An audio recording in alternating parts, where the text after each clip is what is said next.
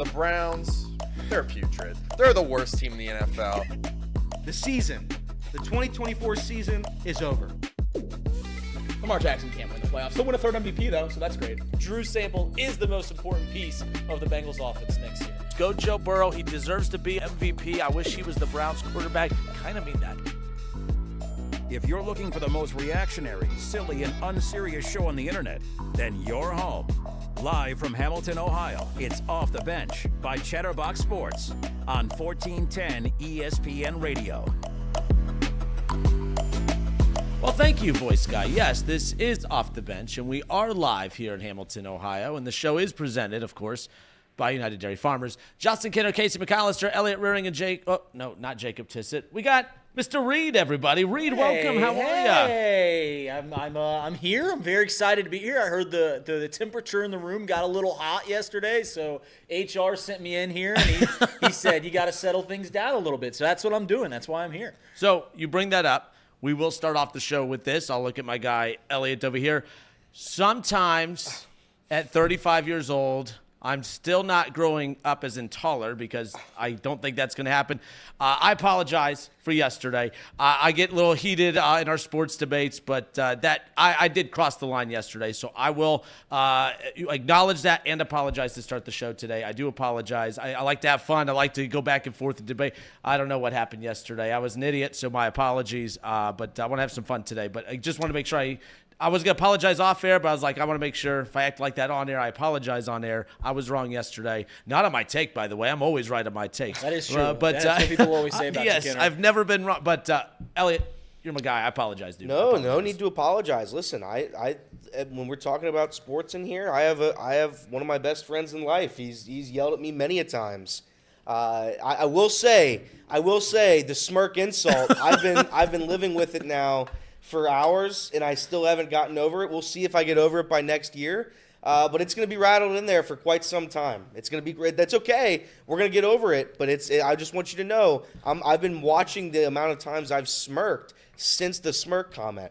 Today, I will be smirking, but I will be watching it. Did you do any mirror exercises? Just look in there and do monologues and oh, that was a smirk. Got to take that one back. I can usually feel it, so I'll just cover my mouth if I feel it coming on. Yeah, it's like a cough. Yeah, it's like exactly like a cough. So no big deal. Instead of spreading disease, you spread bad vibes. That's right.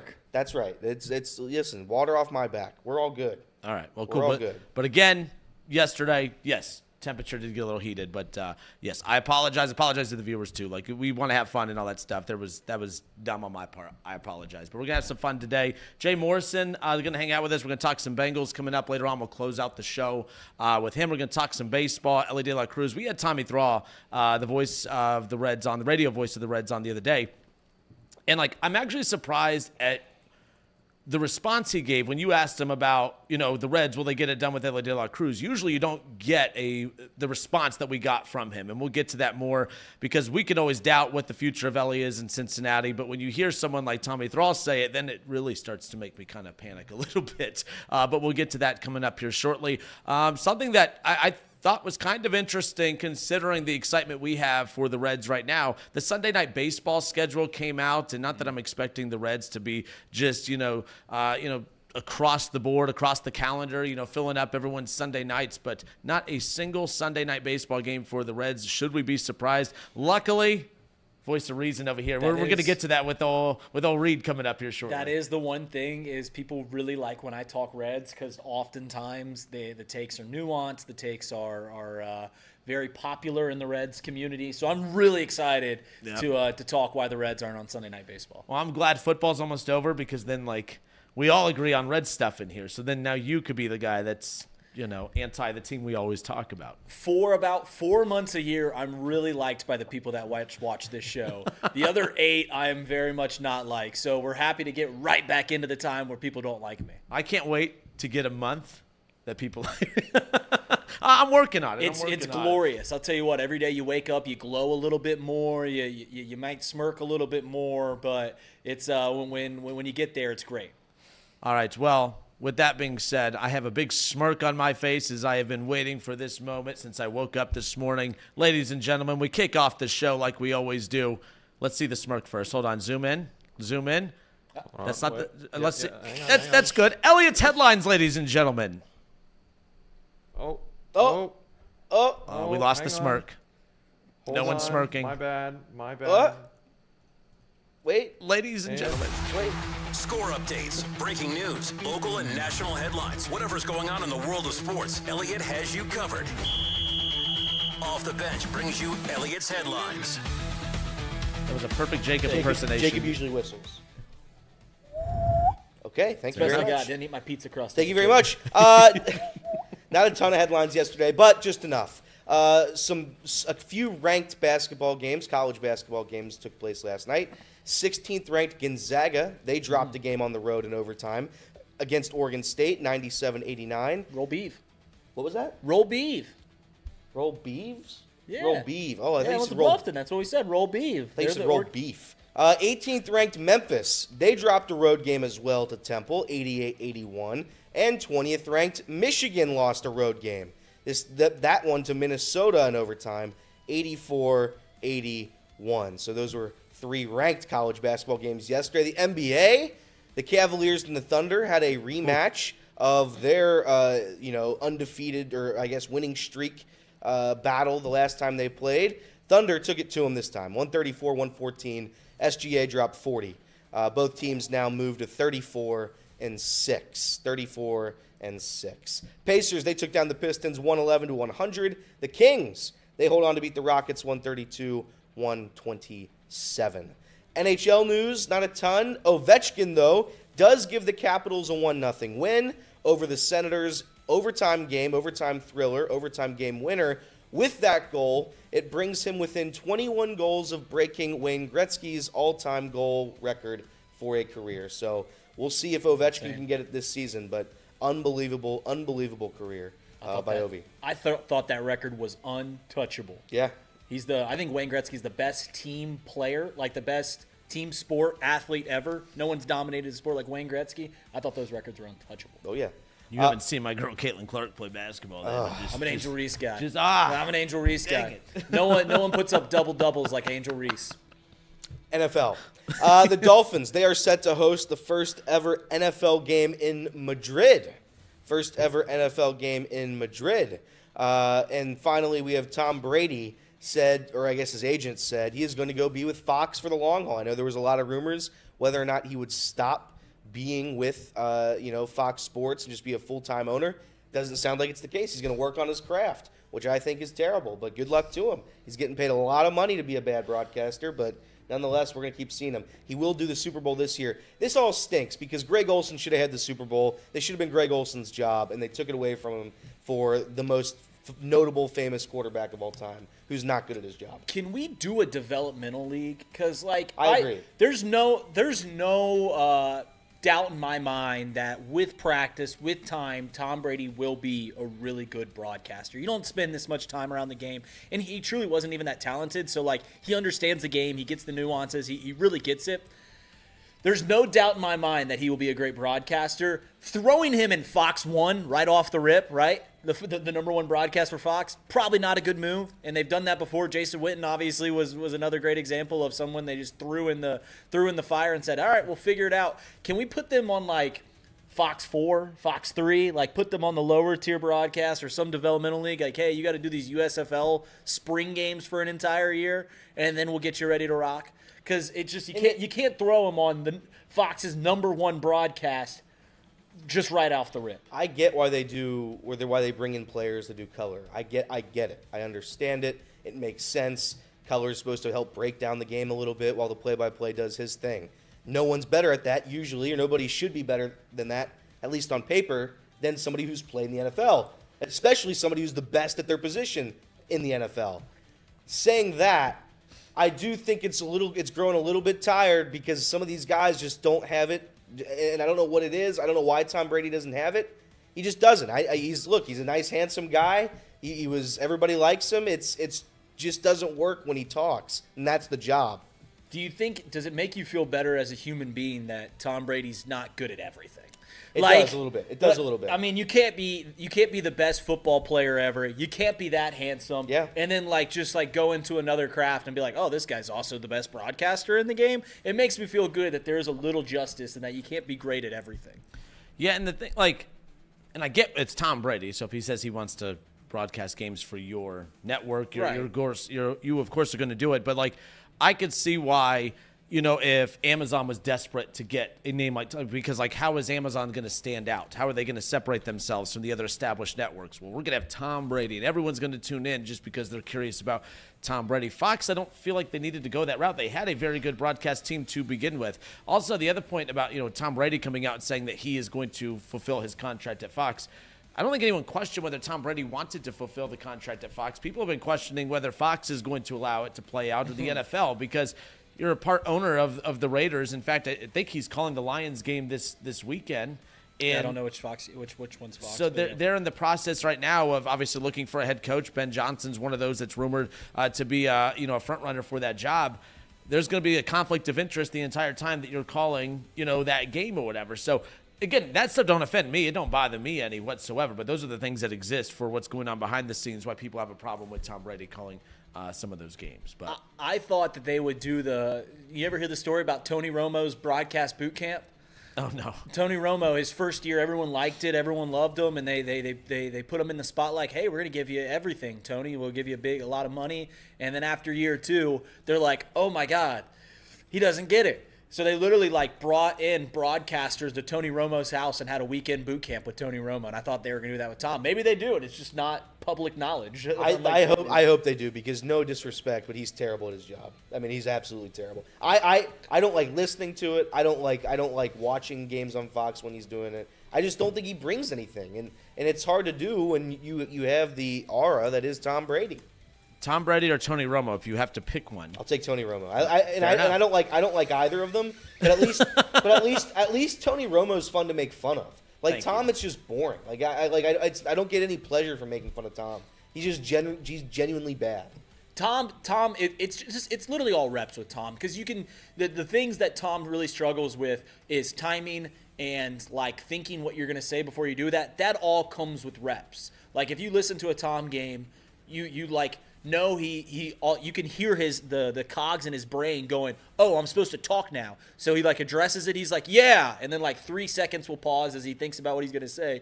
And then he just says the most basic comment ever. So that comes with reps. Tony, I don't like the things he says. Oh, Jim. Jim. I don't think the things that Tony says, you're just constantly going there. He gets the pace, he gets the timing, he gets all of that. It's just when he talks, I'm literally sitting there going, Tony, what the heck are you talking about, my guy? I also really like Jim, though. That's the other part of it. I like his better half. I don't like Tony Romo. I want to make that very clear. Tony Romo is not a good broadcaster either. I just think it's funnier to listen to what he says and make fun of it. Opposed to Tom, you don't really make fun of Tom. You just say, "Ugh, it's bad. It's bad." Tony, he misspeaks Tom misspeaks so much. Right. He called him the Eagles, the Phillies last week. Yeah, he called them the Phillies. It's what are we doing? Worse. I guess baseball in the brain. January. Yeah, when's Tom going to come back out and play for the Expos he got drafted 30 years ago for? Last thing before we move on, you brought up the Dolphins playing in Madrid and all this, and I always wonder this too. When I see those headlines, I don't care about that. Now, if my team, I guess, is playing there from that perspective, I guess you would care. But the way that they present it is oh my gosh, this is such a huge deal. Do fans truly care about that? If the Bengals, you're waiting to hear if they're going to be doing that, so you care about that. But they make it sound like it's just national news. We're all going to care that the Dolphins are playing Madrid. I really don't care. As a fan of the National Football League, I adore morning games. I don't care who's playing. But I love waking up at 9:30, 9 o'clock on Sunday and getting football right off the rip, especially if it's a decent game, which typically it's not. But sometimes you get a decent game. I would absolutely hate it if the Bengals play. So I'm cool with all of the overseas games as long as the Bengals aren't playing there, because it would drive me nuts having to watch the Bengals at 9:30 in the morning. But when it's the Dolphins versus the Texans or whoever it's supposed to be out there in Madrid, that excites me, because I like waking up at 9 a.m. and getting football from 9 to 11 p.m. I agree. I do think the Bengals right now are locked in with either the Browns or the Dolphins to play overseas. So I don't want the Bengals to go overseas, but it's inevitable that they will be. They haven't been in a long time. I'd pencil them in. Well, no, because that Dolphin. I don't know. I'd pencil them in for the Dolphins game. I don't think they would do a divisional overseas game. I don't think that plays. And we've talked about this too. The Jaguars purposely give up home games to go play. Like the NFL forces some teams to go. The Jaguars volunteer to give up a home game, and that would tick me off as a season ticket holder. Either way. But last thing here to close out headlines as we open up the show. The Cincinnati Reds will play their final spring training game in Dayton. That's cool. The Reds will take on a team of Reds prospects at Dare Ballpark in Dayton on March 25th at 6:10 p.m. That's the final spring training game before opening day, of course, but kind of a cool way just to kind of wrap it all up, come back, play one game against future Reds prospects, and then kind of wrap it up and get ready for opening day. Yeah, that's really, really cool. I've been to Dayton. I only ever go there when I know someone on the team, and last time that was 5 years ago or so. That's a great facility, but it's also cool. Just like, hey, let's play one game for a smaller crowd, right? Mm-hmm. Get home, get ready, get the gears going. I think that's really cool. You gonna go? I don't know. I don't know if I'll go. Just because I think it's the last. You said it's the last spring training game, Yeah, which means 2 days before. which means nobody's playing. I don't. I mean, maybe it's just it's. I've come to the realization. I'm not interested in seeing the young guys play. It's great. I'm happy for them. They got to do it. I'm just not a guy that wants to go pay money to go watch. Guys I don't know. And that's to each their own. I think it will be a very fun time for anybody in Dayton. I think that's going to be a blast. It'll be a sellout. And I do think it's objectively great for the Reds fan base who wants to see the young guys. That's God knows that's how the only way the Reds are making moves these days. So go watch them. Go have some fun at the ball yard close to home before the regular season starts. I think it's great. Not my cup of tea. It's great for the Reds. Would you say that you are a Reds fan, not a baseball fan? Correct. I am a Cincinnati Reds fan. Right. I'm aware that the Bats are a part of the Reds. I'm aware that the Lookouts and everybody else, the Dayton Dragons. You just don't go to the ball yard and want to watch a game. You want to watch the Reds. Well, I wouldn't say that's the case too, because I love if I was in Pittsburgh, I'm a professional baseball fan. How about that? Because I love going. If I was in a different city, I don't care who's playing. I'm going to go to the ball yard. Minor league teams are professional teams. Huh? Minor league teams are professional teams. Sure. I am a fan of the top 30 MLB teams. Okay. And I would love to go watch them play, no matter who they're playing. No doubt about it. I think it'll be just, again, if you live in Dayton, you go to Dare Ballpark, and there's Elly De La Cruz at shortstop. You're getting to see him back at Dare Ballpark in the Reds uniform. You get to look over, and there's Terry Francona with his arm on the side there, like that. But you get one inning of those aesthetics, and then it's done after that. So. I don't think they would play an inning, but they would probably get an at bat. I think you've got to. You can't promote that then not correct, play them, right? Correct. They'd They'd play probably a third. The guys at the top of the order would probably get 2 ABs. Hey, if you're a big autograph guy. If you like getting ball signed and stuff like that, that'd be a good one to get out to, because they typically get their ABs, they field their couple ground balls, and then they just sign autographs for 2 innings down the baseline, and then they go on. Speaking of Elly De La Cruz, a chance to possibly see him at Dare Ballpark in the final spring training game before opening day, of course. But let's talk about Elly De La Cruz and how many more years can we expect to see him. So we had Tommy Thrall, the radio voice of the Reds, come on earlier in the week. Elliot asked him his thoughts on the possibility of the Reds actually getting a contract extension done with Elly De La Cruz at some point in the near future. His answer kind of surprised us all, even though we all might share this same take. Hearing it also kind of rattled some fans whenever they heard this the other day on Off the Bench. We'll get to that when we come back. More Off the Bench presented by United Dairy Farmers when we come back.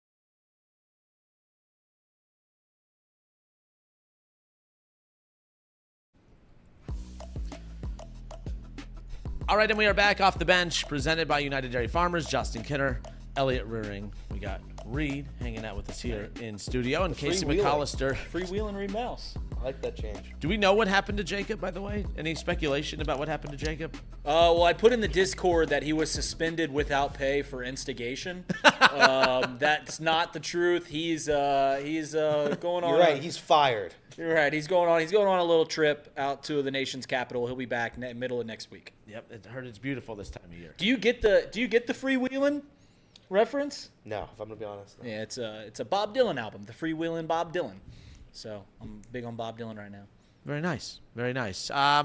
Earlier the week, radio voice of the Reds, Tommy Thrall gave us some time. Elliot asked him a question regarding the future of Elly De La Cruz and, of course, getting a contract extension done. Here's what Tommy Thrall had to say. Take a look. Too much. Do you think that there will be a chance the Reds sign Elly De La Cruz in the near future?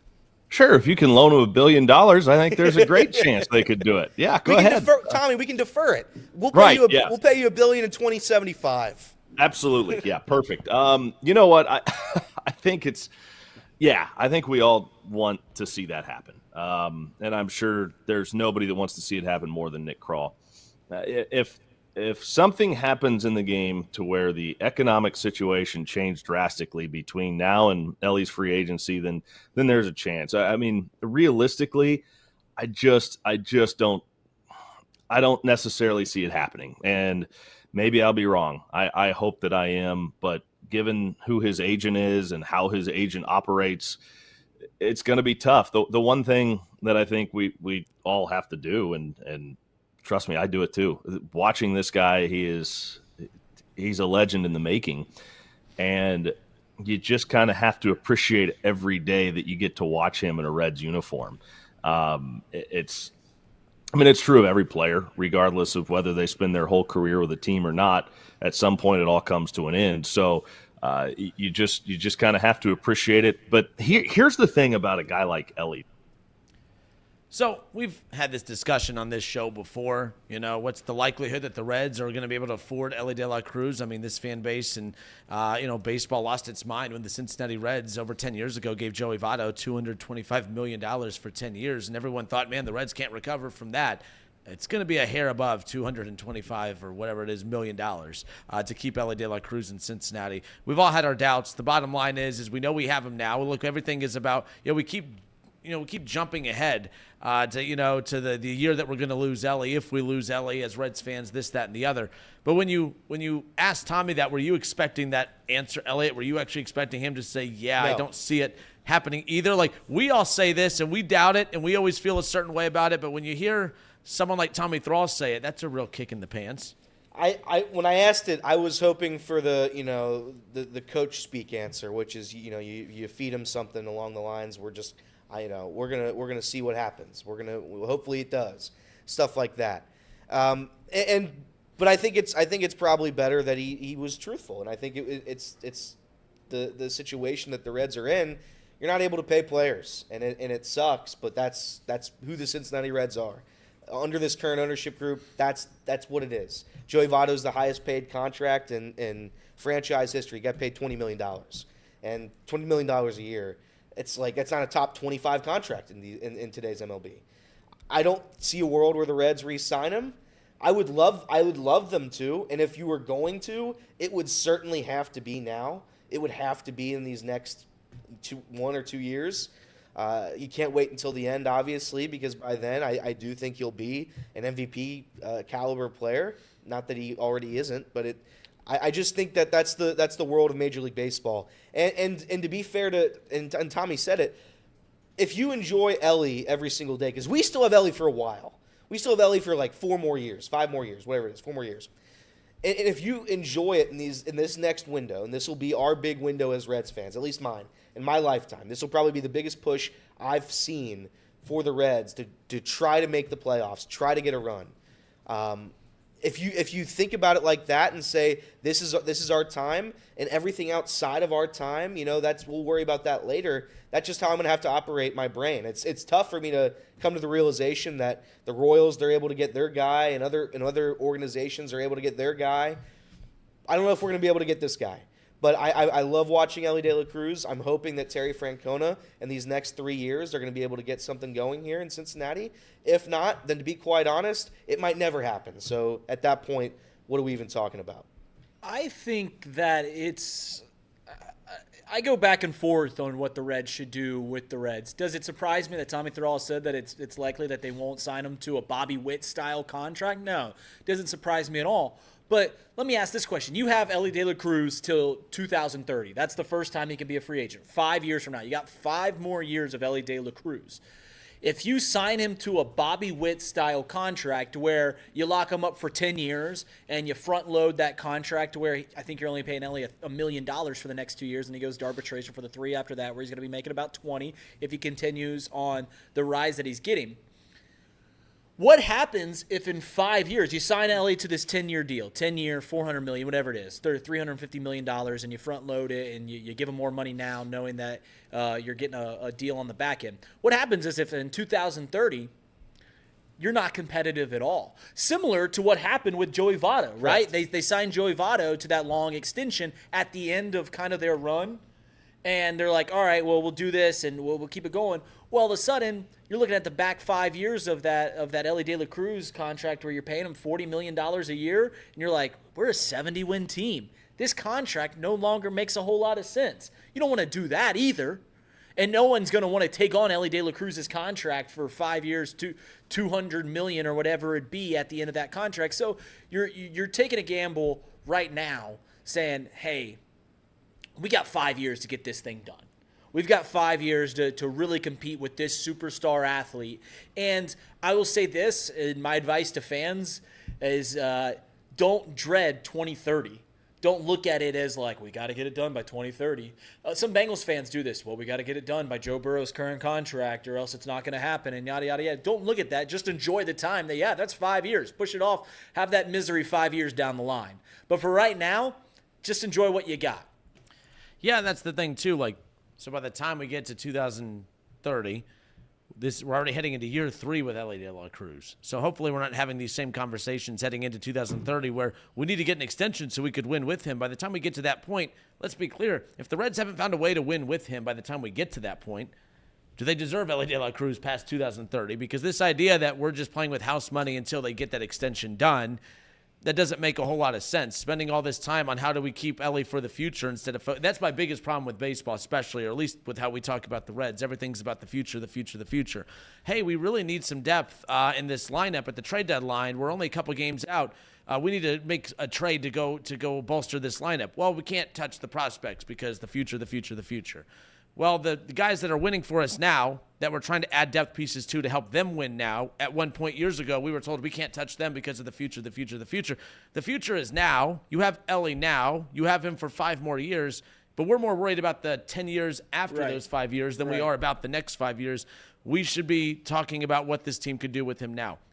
You know, the fact that you go and you get Terry Francona to be the manager of a team that is highlighted by a star player, Elly De La Cruz, like this, like, the opportunity is here, and what the Reds do with it in 5. If the Reds can't capitalize in the next 5 years as far as winning, to your point, what the hell's the point of signing him for another 10 years? If you've proven you can't win with him for the first 7 to 8 years that you've had him, what makes us think that they could figure it out for the next 10 years after? Well, and that's the point. I saw Elliot talking with people in the chat about this. Is like, if you're not, and this is a good point. If you're not going to try and get Elly now, if you're not going to try now, then when the heck are you? I'll ask simply this question. If you extend Elly De La Cruz now and you give him $40 million a year now, that's $40 million that you could be using to improve the roster.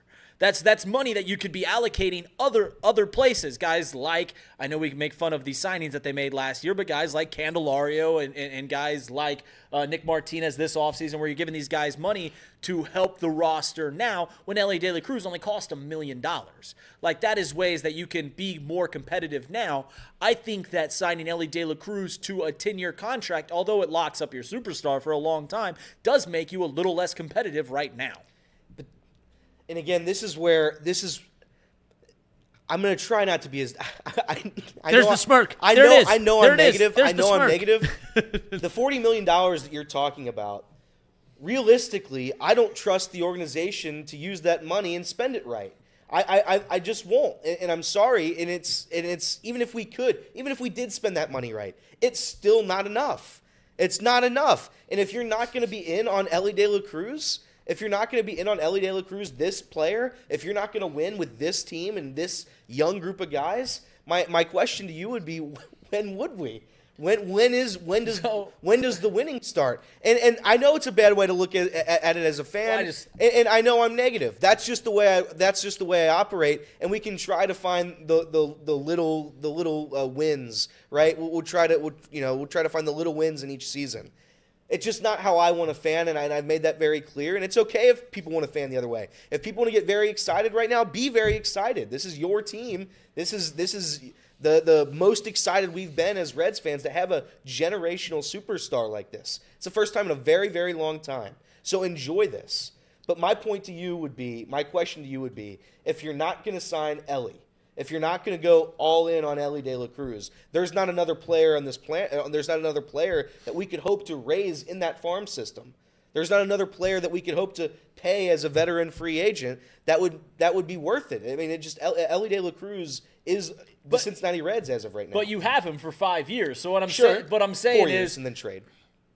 Okay, well, that is the negative fan coming out. But yeah, that's not the that's the truth. You're right. You're talking about saving $40 million. If I have either let 5 years and let Elly walk for free, you're probably right. If at the end of Elly De La Cruz's tenure on the Reds, like the 6 year stretch that you have with them, if at the end they're not competitive, yeah, they're going to trade him at the trade deadline in 2029, 2030, whenever that is. But it's just in terms of being more competitive, it is more advantageous to not extend Elly De La Cruz right now. Like that's just more money that you can work for a small market team. Well, period. Like if you were a big market team, that's $40 million that you're not giving to your shortstop. I would argue that Steve Cohen doesn't give a damn how much he pays Juan Soto. That's my argument. I'm not saying it's right or just. That's just the way it is in Major League Baseball. The best owners in the sport are going to pay you no matter what you're worth, no matter what you can spend elsewhere.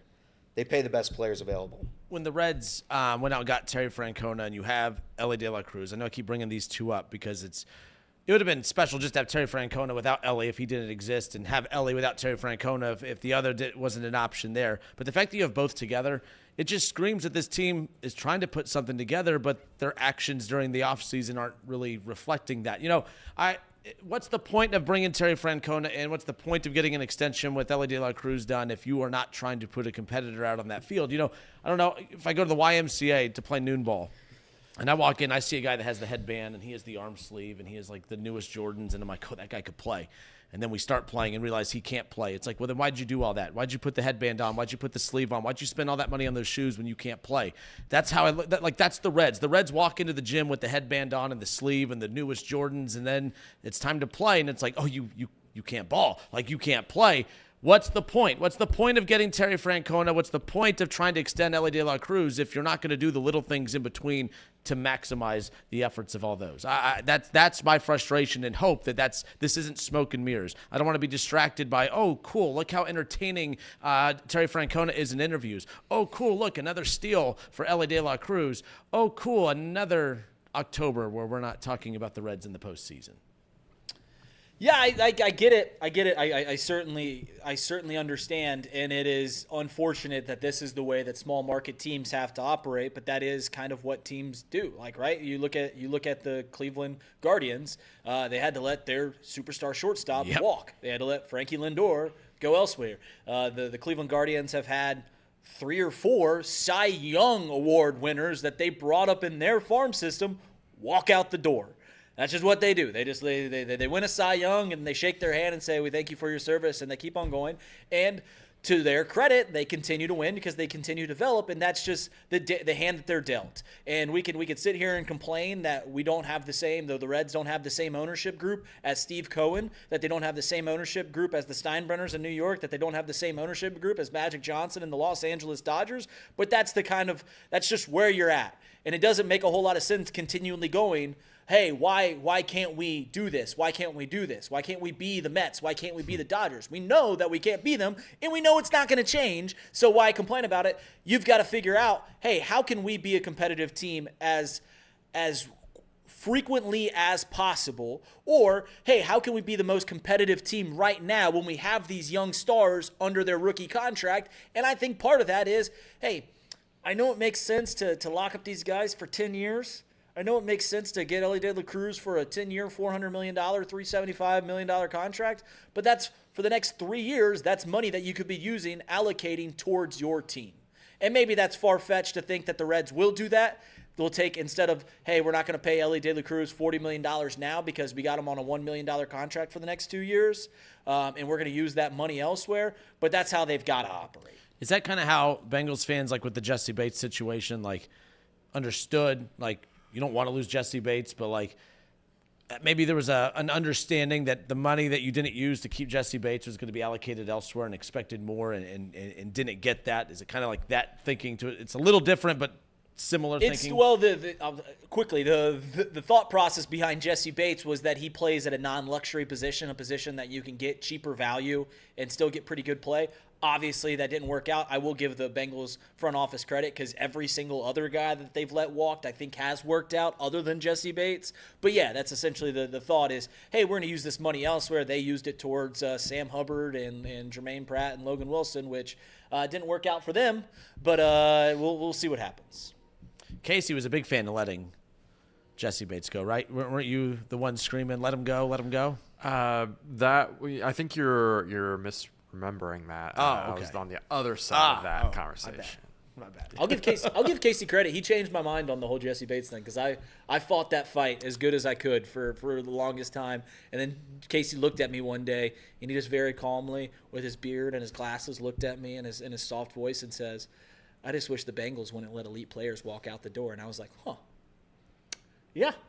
That was good rationale. So he changed my mind with that simple phrase. You know, if Off the Bench is around for the next 5 years, can you imagine every day there's going to be a segment on what should the Bengals do with T. Higgins and what should the Reds do with Elly De La Cruz? Do you think those topics will exist? How long do you think those topics are going to exist? Well, I can tell you how long Elly De La Cruz is, till 2030. Then we'll probably have some new topics, some other. Cam Collier. What are we going to do with Cam Collier and Sal Stewart? Well, maybe they can have like a shakeup, and the Reds can get like another name that can be listed with Elly, and then you have two names. Yeah, to like talk about. the Guardians, what made it easier, like the blow of losing Francisco Lindor made it a little bit easier when you had Ramirez that they paid right after, which we looked at the numbers last year. I said, man, if you would have paid Ramirez and Francisco Lindor, the Guardians would have had the 19th highest payroll in baseball. Like that's still not even that high of a payroll. Like you actually technically could have afforded both, which is wild, but that's not they win, so we can't really argue it. The Reds, if you lose, they develop. And they're very good at it. The Reds, when you move on from Elly and we're right back to what we are, it's going to be hard to defend that. Let me say this point blank right now when we talk about the Reds' woes, where they're at right now. The reason that the Reds are in the position that they're in right now, to where it looks like they can blossom, or I guess I should say the reason that the Reds didn't win over the last 10 years wasn't because they didn't spend money. It's because they didn't have good prospects. They drafted very poorly in the early 2010s and developed very poorly in the mid-2010s. It had nothing to do with, hey, we didn't spend enough money. It was quite literally because all the prospects, they didn't have Matt McClains and Elly De La Cruz's and Hunter Greens coming up at that time. And that's why they're at the position where they are, where it feels like they can compete, to where if they win the National League Central, I don't think it surprised many people in baseball. Yeah, also not capitalizing like on the trade value, like waiting a year too late to move on from guys like obviously Todd Frazier and Jay Bruce and guys like that. They didn't capitalize on those prospects either. Either way. But okay, let's step away for a few moments. Major League Baseball put out their Sunday Night Baseball schedule, and I know many people think, oh man, more Yankees Red Sox. I don't think there's one Yankees Red Sox matchup on Sunday Night Baseball. Baseball's, I think they're trending in a new direction. But that means there's opportunities for other young stars to be put on display on these Sunday Night Baseball games. The Reds didn't make the cut, and the question is why. We'll discuss that when we come back.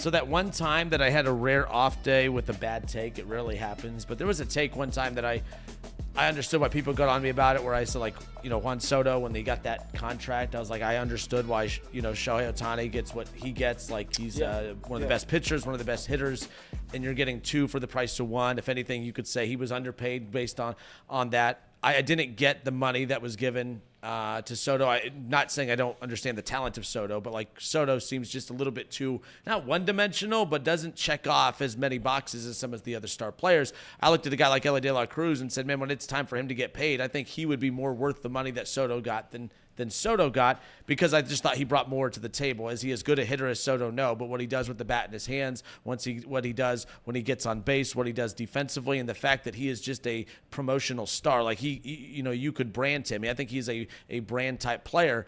I don't think Soto fits that mold. That was kind of my argument. We had Tommy Thrall on the other day. He had this to say regarding Elly De La Cruz and Juan Soto as far as who the more exciting player is. Take a listen. But to me, if you give me the choice to buy a ticket to go watch Elly or Juan Soto, I'm going to go pay to watch Elly De La Cruz, because I know that there is a very high probability that he is going to do something that night on the field that I've never seen before. And he does it repeatedly. He's unbelievable. He is the most electric player I think I have seen. 40 years old. I've been watching baseball my whole life. I can't remember somebody that I've seen that's as electric and as exciting as he is. He's incredible. So, yeah. Yeah, and that's kind of how I view Elly in that regards as well. Just checks off so many more boxes and is exciting. I think he's more of a fan favorite, and once he's on more, I think he needs to be on display more, and baseball needs to capitalize on that more. Now, we have Reed here, a Cubs fan. You're listening to this, and maybe this is I'm in my silo of just being a Reds fan and thinking, oh man, we have something that nobody else has. But I truly believe that. I looked at, and by the way, I want to give a shout out to Tommy Thrall holding a baseball. We're interviewing the voice of the Reds, and he's holding a baseball. It's a baseball guy move. Yeah, it's a definite baseball guy move. But I look at Elly De La Cruz and the star that I think he's on his way to being, if not already, and the excitement level of which he plays the game. You would think baseball would want to have that on display more. Here's the Sunday Night Baseball schedule that was just announced earlier in the week. A lot of great games there. By the way, I don't think I see any Red Sox and Yankees. That's pretty cool right there. I see Mets, Yankees, Dodgers, Mets, Yankees, and Dodgers, of course. But Reed's Cubs are in there, the Cubs and the Dodgers and Phillies and Cubs. And by the way, there's not one team on here that I am thinking should not be on that list. But I just thought with a player like Elly De La Cruz, you would think that you would like to capitalize and put him on that national stage like Cardinals that on Sunday Night Baseball. What's that? Cardinals won't have a good roster this year, but Oh, you're right. but They are. They're right there against the Red Sox. I You're right, get yeah. your point. I get your point. I mean, it's just one of those things that baseball, we know, we've talked about it so much on the show of how much of a regional sport it is. It's a local sport. People that aren't in Boston probably don't care about the Red Sox. People that aren't in St. Louis probably don't care about the Cardinals. See, people that aren't in Cincinnati definitely don't care about the Cincinnati Reds.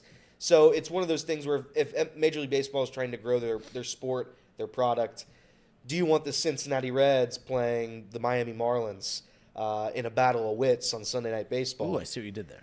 Probably not. But to the point of, like every other sport, I would like to see a little bit more. And again, Reed's gonna bring up the point. Are you gonna watch it? Probably not. If it's not the Reds. So I'm not gonna. It's like this isn't a big deal to me. I don't care about it. I do think that it would be probably smart to use a team that has one of the more notable, highlight reel type of players that is Elly De La Cruz. And I think anybody I wouldn't be surprised if the Pirates were on there. Given it being it was a Paul Skeens start, like it would almost have to be in the contract that Paul Skeens is starting that game. But I'm not going to get too upset about this. This is how they've always been. It's how it always will be. Just because again, people don't care about baseball outside of their market. Yep. That's absolutely right. People want to bring up, we got Elly De La Cruz. Why isn't he on Sunday Night Baseball? Why? Let's look at that schedule. I'm looking at it on another thing. We got the Dodgers playing the Braves on May 4th. That has Shohei Ohtani, Mookie Betts, Ronald Acuna, Austin Riley, Matt Olson, all those superstars, those young superstars. Is anyone in this room going to sit down and watch that one? Probably not. Probably not. Because the reason is, unlike football, to where you can put on the Giants versus the Raiders on a Monday Night Football game, people are going to sit down and watch that game because we like watching football outside of our sport. It's a national game. Baseball, as Elliot pointed out, is a regional game. To where none of us, I'm going to watch April 13th, I'm going to watch April 27th, but I'm not going to watch those other games because, to be honest, I really don't give a rip. I like my Cubs. I like watching the Reds sometimes with my dad. Other than that, we don't care about national storylines. We don't care what the Mariners are going to do long term with Julio Rodriguez. We care what happens long term with Dak Prescott in Dallas. We care about that. So if I'm the TV market, if I'm ESPN, and my job is to get as many eyeballs on these games that I'm going to do on Sunday night during baseball season, guess what? I'm going to pick the biggest fan bases. I'm going to pick the Los Angeles Dodgers, the New York Yankees. To Elliot's point about the St. Louis Cardinals aren't a very good team, they get 2.5 million people to go to the stadium. They sell it almost every game, regardless of how bad they are, because people really care about the Cardinals. So if people outside of the team that I'm showcasing aren't going to watch the game, well, I'm going to get as many fans watching the game as possible.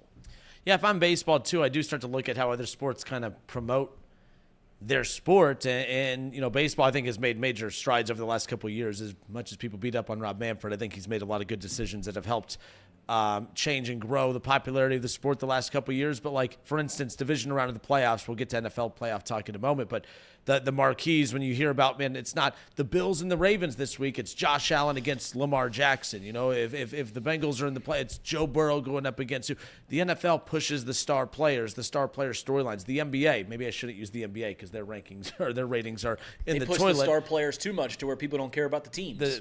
And maybe there's a happy medium there, but like when you are trying to promote, and by the way, like, at the same time, too, Terry Francona is one of the few names in baseball that I think is universally known across the sport. You also have that element. Now, I'm not tuning in to watch a manager manage, but, like, you're the curiosity factor of what a Terry Francona team looks like. But to be fair, it's not like the Guardians were getting a lot of Sunday night games either, and they were a much better team when he was there at the same time. And no, I'm acknowledging everything you guys are saying is true. Like, that's not how baseball operates. It's never operated that way. It was a nice little twist to see that there's no Yankees-Red Sox for the first time on Sunday Night Baseball in a while, so that's nice. I'm going to tell you this right now, that if they didn't do that, if they didn't put the Dodgers and the Yankees and the Cubs and the Padres, all these teams with bigger fan bases, if they didn't put them on Sunday Night Baseball, guess what? There wouldn't be Sunday Night Baseball. They'd figure out something else to put on Sunday night. They figure out something, and to be honest, from what I'm hearing, is that might go that way anyways. All these networks are trying to get out of Sunday Night Baseball because baseball has become such a regionalized game. I don't think that's necessarily the worst thing in the world. We still love the Reds here in town, and that's not going to go anywhere anytime soon. They just got to figure out a way to grow as a regional sport as opposed to a national game, because it's no longer a national game.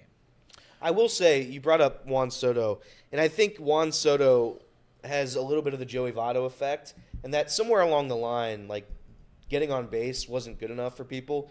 It's about the home runs. It's about driving in runs. Juan Soto's one of the best players in baseball. I mean, do I think that He's the best hitter in baseball? Do I think that any one person's worth $900 million? I don't know. It doesn't matter. But that's the way the sport is. That's the way baseball's been. It's Shohei Ohtani makes $1 billion. So it's if you're gonna pay somebody that much, it has to be a good player like Juan Soto. And he has to be unbelievable. He leads the league in walks every other year. He's unbelievable. And I know there's something about, like, walking where people are like, oh, that's not good. You gotta try to do everything you can to bring home that runner from second in, which is true. But it's like, if you get on base, you're giving somebody else, you're keeping the inning alive. You're giving somebody else that shot. Not to mention, nobody wants to throw a pitch inside the zone to Juan Soto. So I think that Juan Soto suffers a little bit from the Joey Votto effect. I think he's better than Joey Votto. I'm not saying he's not. I'm just saying that there's a little bit of similarity where Joey Votto was so disrespected in this city because, he got on base. He just tried to walk a bunch. I mean, he led the league in on-base percentage every single season. the statistical unicorn, right? Like it's not. There's a lot of stats that aren't tangible, I think, when you're watching a game. Right. Like, I mean, he leads the league in points. So if I go to an NBA game and I'm watching the guy that leads the league in points in scoring, I'm physically watching that. Like I'm watching a guy get a walk. Statistically, we know the impact of that walk, but it's not aesthetically pleasing just watching a guy just walk his way to first. So you're not wrong, but like that is that's the divide, I guess, between fans and what they're watching. Like I look at him and I'm like, yeah, he's a statistical unicorn, but I'm like, he doesn't do it for me when I'm watching him, if that makes sense. You guys are absolutely right. You and Tommy Thrall are absolutely right when you say Elly De La Cruz is more fun to watch than Juan Soto. That's not even a question, because not only does Juan Soto just take his walks and then he might hit a home run 30, 40 times a year, which is incredible, but Elly, every swing is vicious. Every time he runs the bases is awesome. You're going to see a defensive play, and also you're going to see some bad things. He's going to strike out. He's going to bobble a ball in the infield, which is also intriguing to watch at times. But I mean, Juan Soto, you said he's a one-dimensional player. He is a one-dimensional player. It just so happens that the one dimension that he's good at, he is maybe the best the game has seen in 50 years. So it's like and it's also the most important dimension in the game. So and to go back to your point about Votto, here's the diff. Like I remember, I mean, I could still hear Marty's voice with, the Reds don't pay you to lead the league in on-base percentage, this, that, and the other. Here's the difference between Votto and Soto, and obviously Soto's the better player. Here's where I think got Joey Votto in trouble, or not. It didn't get him in trouble. The team got him in trouble. Soto could lead the league in on-base percentage and lead the league in walks because there's going to be other weapons around him that if he gets on base, there's still other guys that can carry the load and put the bat on the ball. With Votto, I think it felt deflating at times because there'd be big moments of games. You have guys on base, and Votto is your best chance of knocking them in, and then he draws the walk, and then there's no one behind Votto that you truly trust. I think that was what set up Votto to get the criticism that he did. He did what a lot of great players do, but when you don't have a lot around you, you're looked at to carry the load more. Soto is looked at to carry the load because of how much he's paid, but when he makes a mistake or if he strikes out or if he does just take a walk with runners on second and third, trust me, there's going to be someone behind him, the next couple of batters, that are going to be way more, they're just as good to be able to knock those guys in. Votto, runner on second and third, you're down a run, you need that run to come in, and he gets a walk and goes to first base. You don't have anyone behind Votto to knock them in. That's where the frustration built. That's not necessarily Votto's fault, but I think it just felt more like it was his fault because what are you doing? I don't need you to walk. I need you to put the bat on the ball. You're our best chance of us bringing those runs in. I think that's the difference in why some aren't viewed as villains for walking and Joey Votto was. It's just the lack of weapons around Votto during his run in Cincinnati. It's just not the player's responsibility to field the roster. I wish it was. Maybe the Reds would have won more games if Joey Votto was in charge of that. Quote. But it's not his job. His job was to get on base. His job was to knock it out. His job was to give the Reds the best possibility to score runs, and he did that for out of his 19 years, 16 of those years. So that's where I'll never see what the criticism of Joey Votto was. I'll never get it. I'll never understand it. Those who do, I would ask you to look at the rest of the players, like Kinner just said, and say, what did they do to help the cause? Because not a lot of them did anything. But when you get that money, though, like you're you're not wrong. Because but then I look at the front office. I look at that front office and say you didn't put enough around Votto to take that pressure off of him. They looked at him like an NBA player. Like, hey, they look at him like Joe Burrow. Like, your offensive line stinks, defense isn't good, but hey, we're paying you a lot of money. Go get it done. It doesn't work that way really in any sports if you really think about it, but it definitely doesn't work that way in baseball. Yeah, people actually don't talk about that enough in baseball, about how players, lineup construction and players around you affect how you play. I mean, like one instance, and I'm going to take a shot as I typically do here, Spencer Steer driving in 100 runs. It just happens that the most electric base runner in baseball hits in front of him. I wonder how often we got Elly scoring from first on a double, or Elly scoring from second on a single because Spencer Steer drove him in, or even, hey, knock a ground ball in the hole and Elly just keeps on running, just runs, and you can't ever do that. So yeah, you guys aren't breaking any new ground by saying that. Someone put in there about Joey, about people giving him crud throughout his tenure. I think Joey's personality played into it a little bit, because for the first 10 of his 15 years, or however long he played for the Reds, there was no personality. He was quiet, never really – he seemed almost standoffish. He wasn't good with fans outside of the ballpark. Not outside the ballpark, but you would hear stories about many people that would run into him around Cincinnati, and he was not very fan friendly as far as come on up. Not saying that they should, leave him alone. He's living his life. But I have heard the way he turned his personality around, just a light switch, completely different towards the back end than when he was to start. But Johnny Bench and others were very similar to that too, if you go back to guys before we were even alive. Someone just put in here about the Colton Melman just said, Steer was also top 10 in MLB hits and with runners in scoring position. How did those runners get in scoring position? How did Elly De La Cruz just wind up on second and third by him? What are we talking about?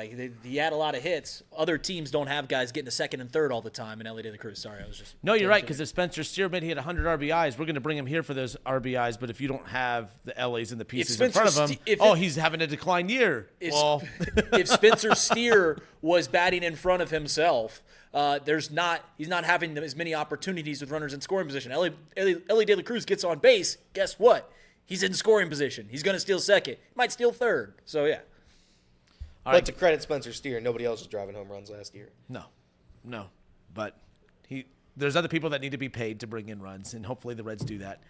Pay somebody. Pay the right fit. By the way, Jesse Winker, we don't have to worry about reacting to that news. He's gone. He is a New York Met again. He is going back to one of his old teams, and he's going to stay with the Mets. So, we're bad, though, because I saw that, and I'm like, the Reds couldn't even get Jesse Winker. Because I know they're not going to get Santander, but then when I saw that Winker was no longer an option, in my head I got pissed because I'm like, see, the Reds, they're not even getting Jesse Winker at this point. They're not getting anybody. I would have rather had Jesse Winker than nobody the rest of the way, but now we're not even going to get that. And there's no way we're getting Santander or anyone else like that. I don't want to pay Jesse Winker $8 million, but Nick Kroll said at the beginning of the offseason, outfield was one of the needs. We haven't addressed it. Gavin Lux, I love Gavin Lux. Love him. One of my favorites. Not an outfielder. He's going to play in the outfield, not an outfielder. All right, let's good stuff on the baseball front today. We will transition over to the Cincinnati Bengals real quick. It was announced yesterday, not really announced, but it sounds like, according to some reports floating around there, that the Cincinnati Bengals have narrowed their defensive coordinator search down to 2 names, Al Golden being one of those that we've spent a lot of time talking about, but 2 names that we're going to talk about when we come back. And I'm curious if the point of moving on from Lou Anarumo was to upgrade at that position. Are the 2 names that are appearing to be the finalists for the DC opening in Cincinnati, are you accomplishing that? That's what I want to discuss and ask these guys when we come back, more off the bench when we return.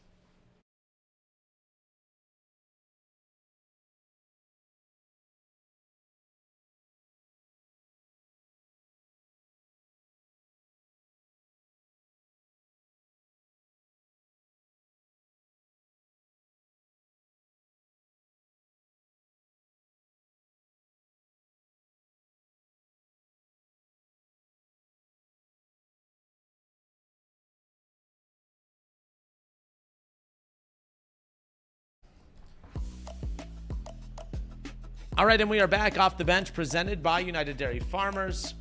No Jacob today. He's off for the next couple. Well, he's off for the weekend, of course, but a couple days into next week as well. And we always appreciate when Reed gets tagged in. Usually, always filling in for me, and that always makes the crowd happy. The crowd's still happy for you, but they would much rather you be sitting in this chair. They love you, Kenner. Yeah. They love you. Who needs enemies when you got friends like they this? They wrap their arms around you every single day you host. So they love you. At the end of the day, I just appreciate those who tune in, and that's all that matters really. At the end of the day, but so I've been on look, this isn't a hot take. Lou Anarumo, when you look at the season that the Cincinnati Bengals just had, underachieving, missing the playoffs for back-to-back seasons, whether Burrow played last year or not, you could still look at last year and question the defense, at points throughout the season and even this season, obviously. I don't think that's really up for debate. Let's not act like Joe Burrow playing last year would have eliminated some of the question marks that people had about the defense at times. But the defense got really bad this year. It's not a hot take for anyone to have said the Bengals need to move on from Lou Anarumo, and that's exactly what they did. It wasn't a surprise to anybody. Some felt maybe down the stretch that the Bengals had maybe done enough, again, winning 5 straight and looking improved defensively, that maybe they go ahead and keep Lou Anarumo. Obviously, that wasn't the case. But reports started circulating yesterday that the Bengals, in their ongoing search for their new defensive coordinator, that they have narrowed it down to 2 names. Al Golden, defensive coordinator for Notre Dame, as we've talked about. The Fighting Irish will be in action on Monday night, the national championship game against Ohio State. That's why one of our buyer sells yesterday, before the show got off the rails a little bit, one of the buyer sells was that Al Golden will be named the defensive coordinator for the Cincinnati Bengals coming up on Tuesday, because that's basically what we feel like they're waiting for, is that title game to get wrapped up. But another name that's listed as a finalist, of course, is Patrick Graham, of the Raiders. We had Jason Fitz on earlier in the week, and we asked him his thoughts on, what's his takeaway about Graham, and he said, run to him. I mean, wrap your arms around him. He's the guy that you want to be your defensive coordinator. He talked about his scheme and how it's a very complex scheme. It's going to take some time. Jacob was kind of laughing, saying, well, that sounds a lot like Anarumo at this point. But the bottom line is, you moved on from Anarumo to help improve this defense. And the question I have is, and I'm not really down on these names or high on these names either, but if you look at the name Al Golden, you look at the name Patrick Graham, if those truly are the finalists for the defensive coordinator hire in Cincinnati, are you accomplishing that? If the goal to move on from Lou Anarumo, who is being highly sought after by so many other teams in football right now, I'm curious. He seems to be a bigger name in the defensive coordinator front for other teams than the 2 names we're talking about right here. The goal was to improve the defense, moving on from Lou Anarumo. Are these 2 names better than Lou Anarumo? Do these 2 names make you feel like the Bengals can accomplish that feat, if that's the case, if one of these 2 names are officially hired? Yeah, I think Casey and Jacob both put up this point. They if either hire seems like a pretty good hire. Like Patrick Graham, he spent over a decade with the greatest defensive mind that the NFL football has ever seen. Bill Belichick spent over a decade over in New England. He spent some time with Brian Flores. He spent some time in a lot of places with some guys who know ball, who know how to coach a defense. So I'm cool with that. Al Golden has done a fantastic job. I do want to just point out, and I see people do this all the time. Lou Anarumo's getting interviews elsewhere, and all of a sudden you'll see Bengals fans go like, "Oh, people want him. We made a mistake. We made a mistake. Everyone wants him. Everyone wants Lou." You cannot operate in the way of doing that. You cannot say like, "Hey, I'm going to fire you. God, please don't get hired. Please don't get hired, because then we'll look bad. Please don't get hired." You can't do that. Like I tell people this all the time in relationships. When you break up with your girlfriend, you got to understand that at some point she's going to get a new boyfriend. She's not just going to be single for the rest of her life. And you can't if you're going to fire a coach, you've got to understand someone else might want him. He might get hired somewhere else, and you've got to be okay with that. Lou Anarumo, in his 6 years as the defensive coordinator of the Cincinnati Bengals, had a top half of the league, 16th or better, defense and scoring 1 time, 1 out of 6. And if you want to make that barometer be failing, you're not better than half of the league. That seems like even a low bar. You got to be better than half the league to not fail. He failed 5 out of 6 times, and yes, he was really good in both defensive. The defense was very good in both playoff runs, and that certainly means something. For about a 20 to 25 game stretch, the defense looked really good. The rest of the time, it looked completely inept. I'm not worried about Lou Anarumo signing anywhere else. I'm very, very excited about either Patrick Graham or Al Golden. I think that, too, and we've all known this, but turnovers saved Lou Anarumo. I mean, yeah, it's you get credit for forcing turnovers, but a lot of the times, those are unforced errors. Those are mistakes that the other team's giving you. So hiding all of his deficiencies in those turnovers wasn't the recipe for success. I don't think he was a very good defensive coordinator. I think he was fine. And that honest to God, that's all you really have to be with the Bengals and that offense. You just got to be fine. You got to have a defense that's okay. Last year they were terrible. They were so bad it hurts. And it took them out of games, and it lost them the season. That's why the Bengals aren't playing right now today, because of Lou Anarumo's defense. Yep. When you're the defensive coordinator, you're the face of that. I'm excited for a new change. And to answer your question, do I think those 2 guys could change the way this defense is? Yeah, I do. The Bengals defense has been running the same way for 6 years now, as Reed said. I think a little bit of change in any way, shape, or form could lead to improvement. And I think that's part of the reason, too, why, teams move on from coaches. It's not working that way, right? and we know it's not. So if we go this way, we don't know what's going to happen, but we know the current way is not working. So we'll move on. I hope Al Golden is the defensive coordinator. I think it would be great. It would be. I don't know if he's going to be able to build, a Notre Dame style defense with a Bengals budget. We'll see. And I'm hoping that he's going to be able to do it. But I think that no matter who they hire in that role, I think it's going to be an improvement just because change is needed right now for the Bengals. I will admit that if you ask me who I'd rather have between Al Golden and Patrick Graham, I'm heavily leaning towards Patrick Graham because of a couple reasons. One, the one that I already said, he spent a decade plus under Bill Belichick learning defense. And you could say what you want about Bill Belichick's coaching tree. I think it's much better than people give it credit for. I know that everyone just kept hiring them and it didn't work out sometimes. But when you spend over a decade with a great defensive mind, when you spend a couple years with Brian Flores, who's another great defensive mind, and like all these guys that know defense, I like it. And on top of that, he's called a defense. He's been a defensive coordinator at the National Football League. In the National Football League, that is the one caveat behind Al Golden is he's never done that. Right, he's been a head coach for a bunch of different colleges. He's been a linebacker coach here in Detroit and Cincinnati, but he's only ever been the DC for Notre Dame this past year. And it just so happens that Notre Dame has a really, really capable head coach who was a really, really capable defensive coordinator above him. But to his credit also, if you learn under Marcus Freeman, that seems to be a pretty good recipe too, because he obviously knows defense as well. Yeah, I mean, all of those same points, I would reiterate them, emphasize them again, Reed. I'm happy with either hire.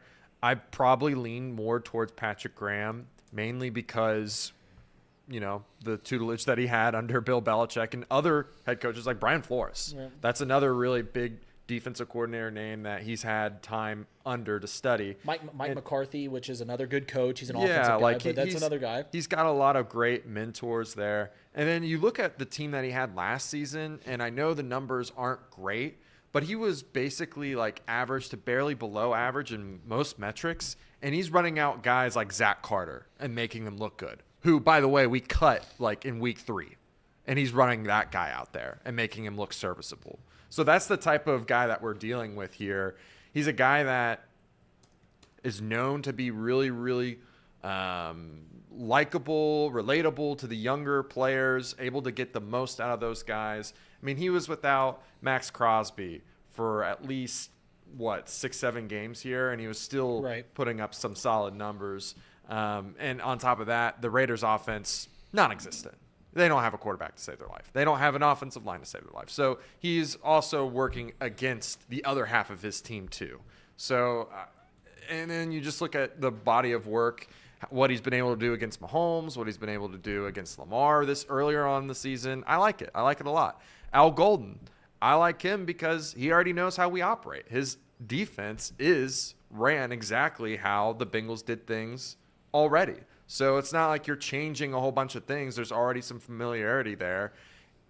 But you get the added bonus of he's working with young guys right now. He's able to develop young guys, which is a skill set that Lou Anarumo did not have.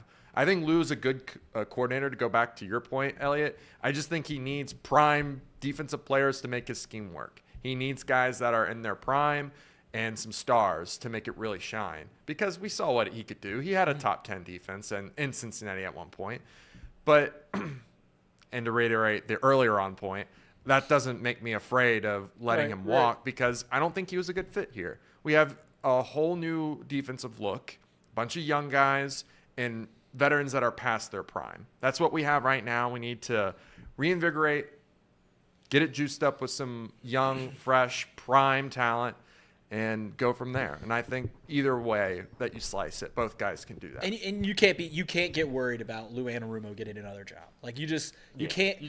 It's the same thing I tell Bengals fans when we let a player walk, right? Like last year. Now I've changed my opinion on T. Higgins, but last year I would say, hey, I don't think it makes sense to keep T. Higgins around here. And he might go on and have 12 touchdowns and 1,200 yards, it doesn't mean that it was the wrong move just because he succeeded somewhere else, right? Sometimes it just doesn't make sense. And I'll keep doing the girlfriend analogy. Sometimes, she's got a great career and she's fun and personable, but you don't have the same interests, so it didn't work between you two, but she's still a catch to somebody else. Like it doesn't always have to be like, well, why did other people want Lou Anarumo, right?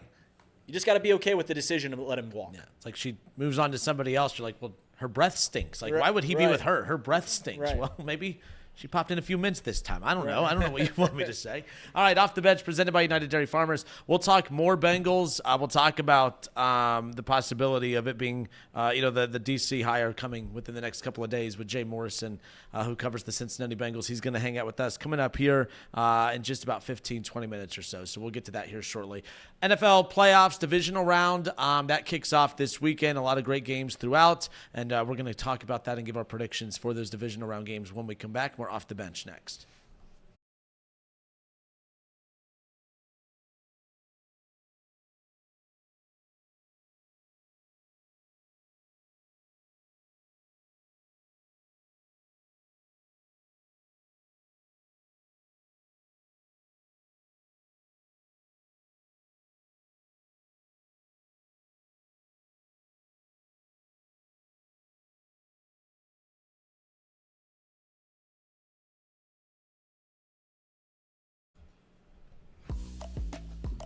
All right, and we are back. This is Off the Bench presented by United Dairy Farmers, Chatterbox Sports on YouTube, ESPN 1410, Wing AM in Dayton. NFL playoffs, divisional round officially kicks off this coming up weekend. You haven't been in here while we've been talking about this, but I usually love wild card weekend. I thought the wild card round was just a major dud. I don't think that. I thought the games themselves were just absolutely horrendous. To no fault of anyone. It's just sometimes you get a string of good games, other times you don't. But Elliot's brought this up too. Like, you look at the bottom of the AFC, it's been so bad all season. We should have technically saw this coming, but even the NFC didn't provide any kind of drama that we were hoping for or expecting this past weekend. I think the wild card weekend hasn't been good since they expanded the postseason, because it used to be two teams got a bye, and then you saw the 3-6 versus the 4-5, and 3-6 versus 4-5 make for much better matchups than 2-7, 3-6. Like, you know what I'm saying? Like, I know you can say that it just adds in another game, 2 versus 7, but when you get the Buffalo Bills, I think every year they've played just a nothing burger of a team and score 40 points and win by $1 billion, and you're like, well, that was kind of a dud. I think the 7-team playoff has made it a little less interesting, because it also makes the race to make the postseason a little less interesting, because if you are that 5 team, you can take off that final week. There's not a whole lot of mix-up and things like that if you're that 6 seed. So I think just the expanded playoffs have made wild card weekend a little less interesting, but I mean, it also comes down to the games just becoming more quarterback driven. And if you have the better quarterback, you're going to probably win in the postseason. And praise Zach Taylor for not having his team ready to start the season, because if not, there would have been no entertainment down the stretch for those final weeks of the regular season in the AFC. Because if you don't have a team that has Joe Burrow, Jamar Chase, and T. Higgins pursuing a final playoff spot, no one cared about the Broncos or anybody else in those final games building up to that. I told you guys this. I was so out on all those teams, and it's like it's just like and Reed's right. If you have the better quarterback, it's not the same sport we're playing here. And unfortunately, that's the way we've gone. And I don't think that's necessarily a bad thing. It's just if you have a top 5 quarterback, and that's why it makes this Bengals season so much more of a failure, because he played as good as a quarterback could possibly play in this league, and we've been awarded with nothing. And that's a hard pill to swallow when you see Bo Nix and Russell Wilson throw duds out there on wild card weekend. It's Justin Herbert, the worst statistical game a quarterback's ever had in the postseason. So it's disappointing to say the least.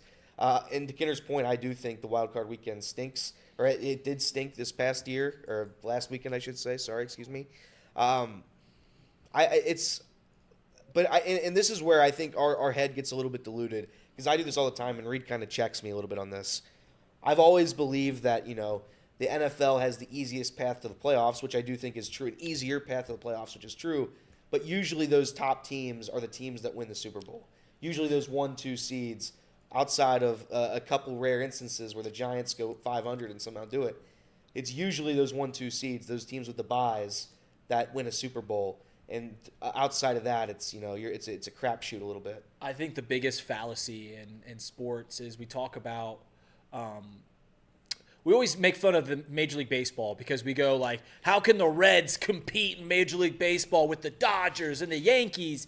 Well, Major League Baseball has had more different champions over the last 20 years than any other sport.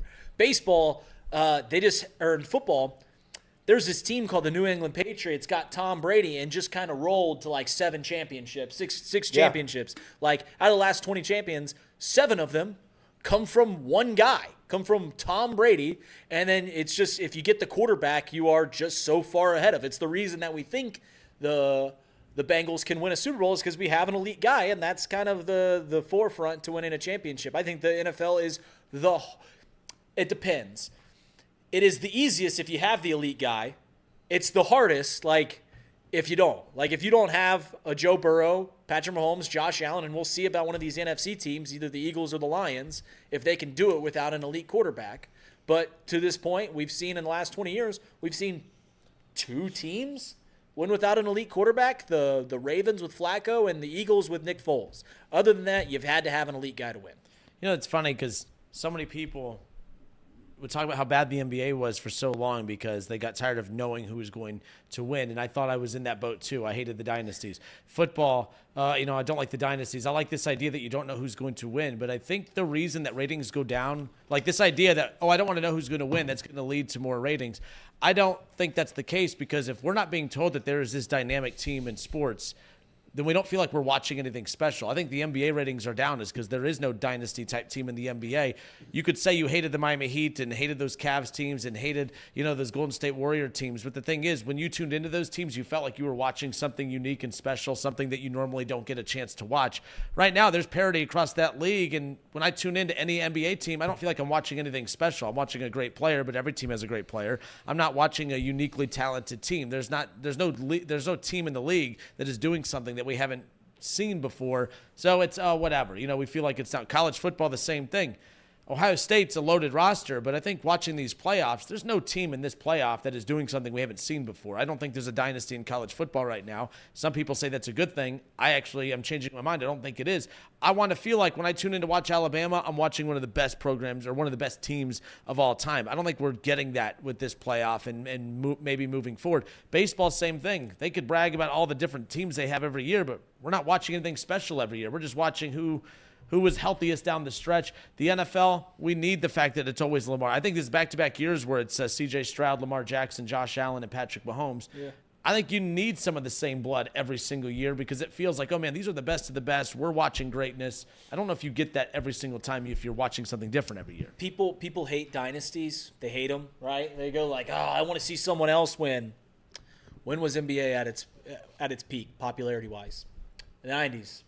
Under Michael Jordan and the Chicago Bulls. When were they also incredibly popular? In the 80s with the Celtics and the Lakers playing every year? Okay, what about last decade when it was the Warriors versus LeBron every single year? Like, we could say we hate dynasties. We don't hate dynasties. No. When was baseball the last time that it was incredibly popular? The late 90s. Oh, when the Yankees won 4 out of 5 championships? Like, we can say we hate it, but the NBA, ever since they got out of the dynasties, because I was with you, the NBA stinks. We know who's going to... I thought I hated this last decade. I actually didn't. Right. It's like, we know it's going to be the Warriors versus the Cavs again in the championship, or the Warriors versus LeBron again in the championship. Well, the second that stopped, and we've got a new champion pretty much every year for, I think, the last 8 years, 9 years, whatever it's been, the ratings have plummeted. I think it's like the Lakers, the Nuggets, the Celtics. I know I'm missing some teams sprinkled in there too. But, yeah, they haven't had a repeat NBA champion in a while. And that's what NBA fans kept telling you. Well, as soon as there's parity in the league, everyone will start watching. It's actually less. Ever since the Warriors dynasty has come to an end, people have watched less as far as that goes. NFL divisional round, playoff action, our predictions before we get to Jay Morrison to talk Bengals. Let's start with the Commanders and the Lions. Did you have those set in a? Yeah, I got them. I'll run it. You can go in any order, right? I don't have to go. Yep. Okay. Commanders and the Lions. That's an 8:00 kickoff on Fox. So we know that's the one Tom Brady will be on the call for, as we were talking about earlier. According to ESPN Bet, the Lions are a 9.5-point favorite at home. Jaden Daniels and the Commanders, 12-5. Great year already, getting a playoff win right off the bat. Who do we like in this one, Lions and Commanders? Elly Roo? I think the Lions win the game.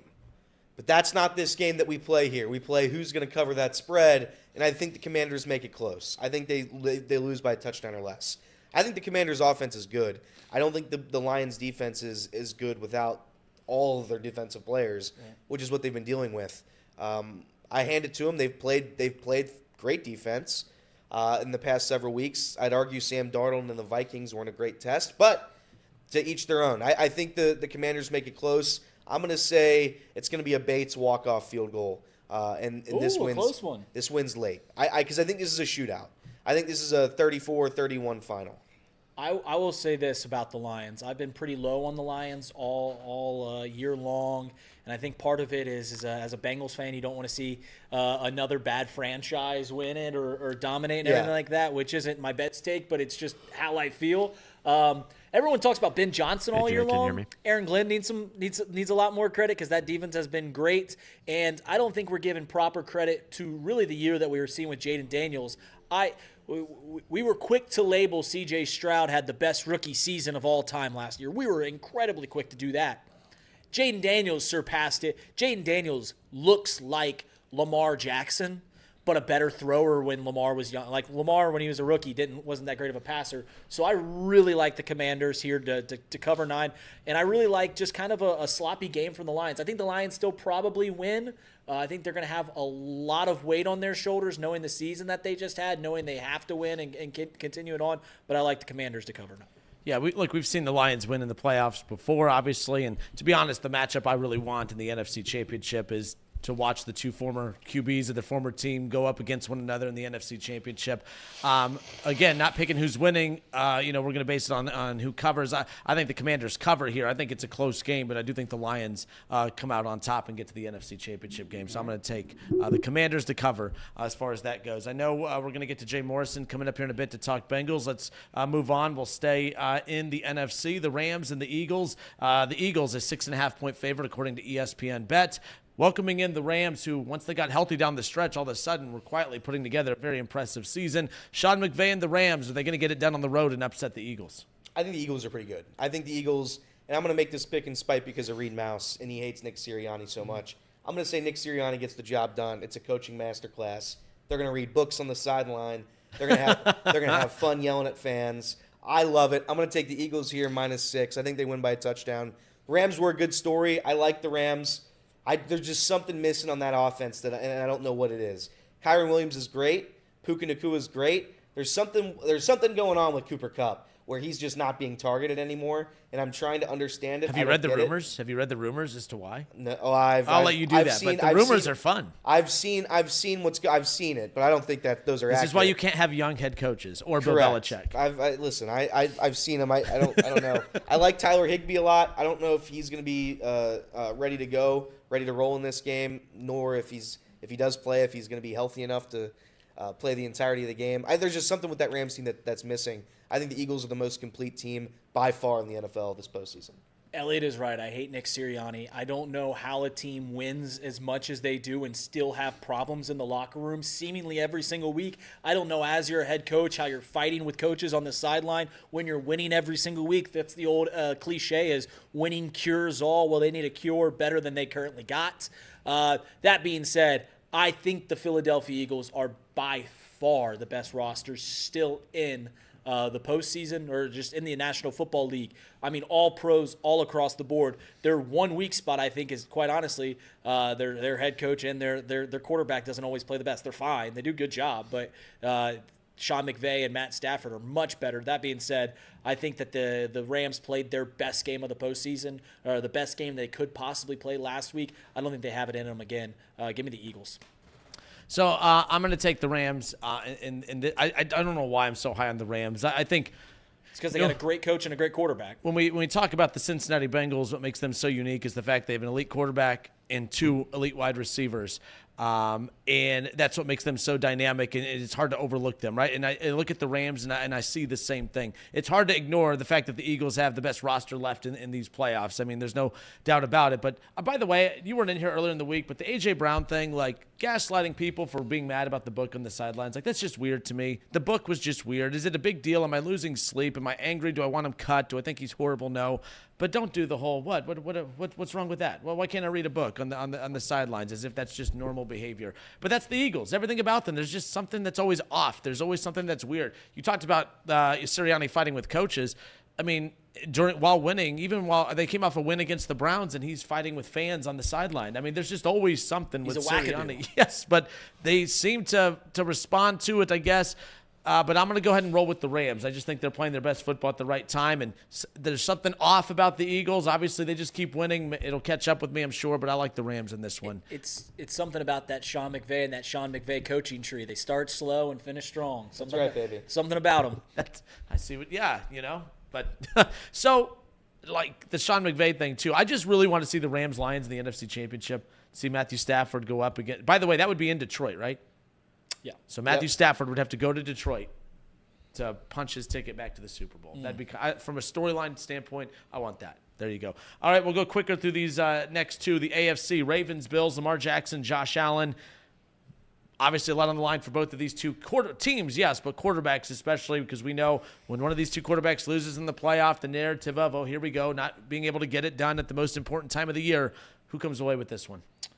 I'll start this one off. Listen, I get the dubious honor of being called a Chiefs fan because I'm the only one that willingly acknowledges the greatness of the Kansas City Chiefs and Patrick Mahomes and Andy Reid. Everyone else wants to belittle what they're doing. It's truly incredible, and everyone's going to want to take the Texans because they dominated Harbaugh and Justin Herbert in a terrible game.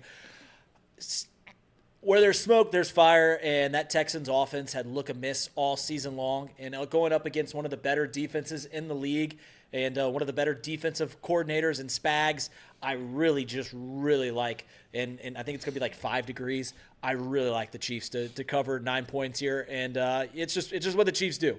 And I know they don't normally win games by 9 points, but I think they do it here. I'll take Patrick Mahomes. It's as simple as that. I mean, that's. They played Justin Herbert, the greatest what-if quarterback to ever play this sport. This isn't a what-if quarterback. I thought we were doing the other game. My bad.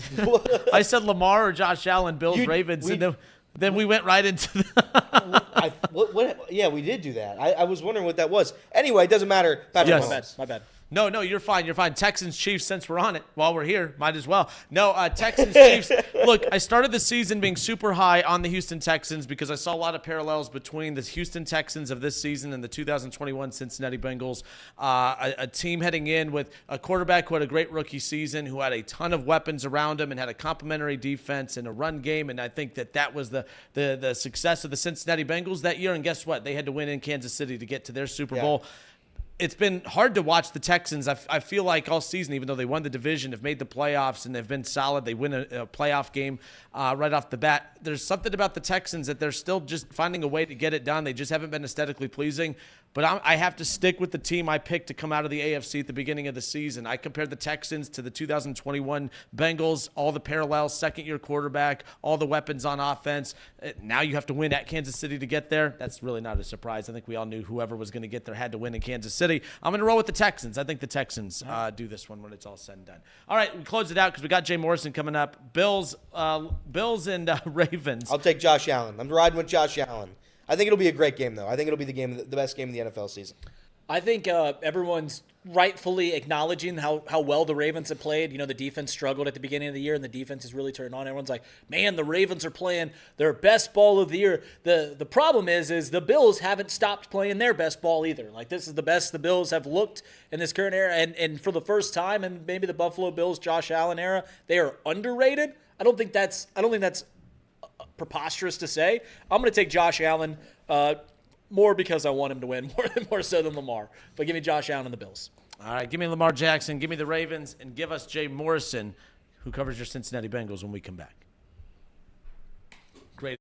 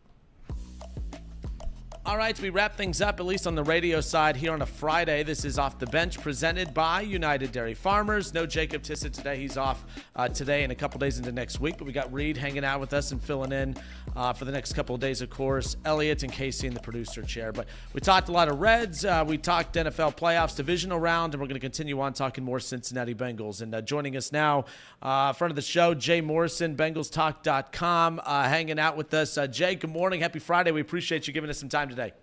Hey, Justin. I just want to say I loved your Texans pick. I don't know that I would have the guts to do it, but I think that is going to be a real game.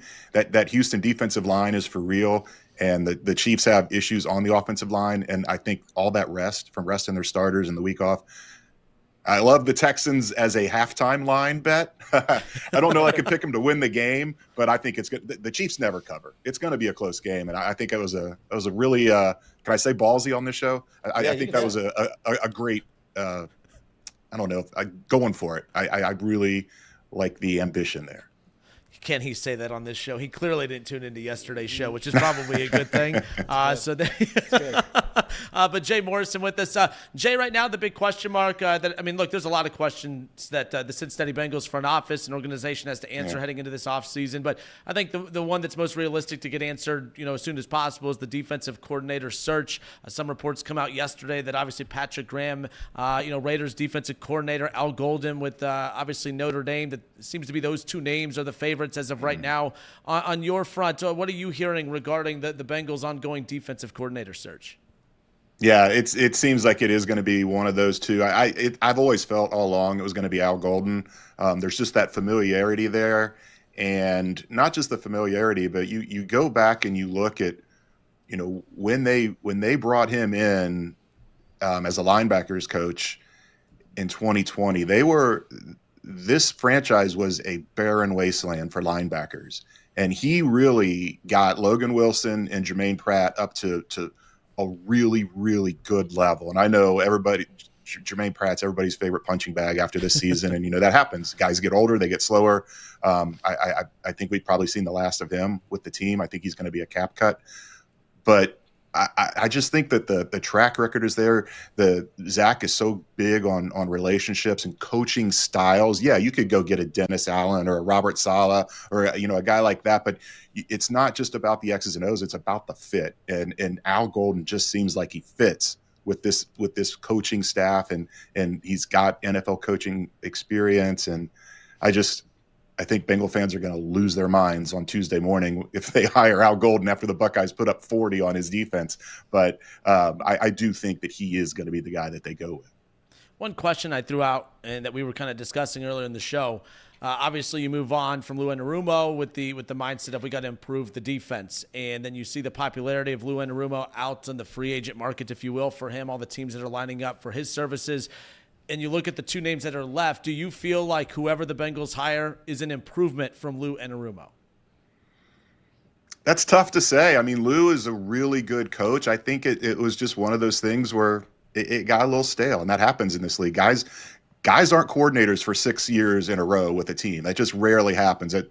Spags in Kansas City is just a different animal. Kansas City altogether is a different animal. He's over there winning Super Bowl rings. And he did the head coaching thing. It didn't work out. I think he's comfortable in that role. I just think, if you're a DC in this league, you're either getting promoted to a head coach or you're getting fired. And that's just kind of the way the position goes. And so, it's hard to say that Lou lost it. I think he's going to get a defensive coordinator job somewhere. I keep saying that I hope it for his sake, because I really like Lou a lot as a person. He was great to us as the media, just a great human being. And with Aaron Glenn being such a hot prospect as the Lions defensive coordinator, as a head coach, if he moves on, Lou's worked with Dan Campbell before. They have a relationship, and I think that would be a great landing spot for him. So it could end up being a win-win. I mean, getting let go, getting fired by the Bengals could be a win for Lou Anarumo, and you bring in a guy like Al Golden or whoever they bring in. It's going to take some work. That you've got to build this thing from the ground up, because there's not a lot there on defense. But I do think that it can work out well for both sides. Hey, Jay, it's good to have a Hamiltonian on the show. That's right. Hamiltonian. It's funny you brought up Al Golden.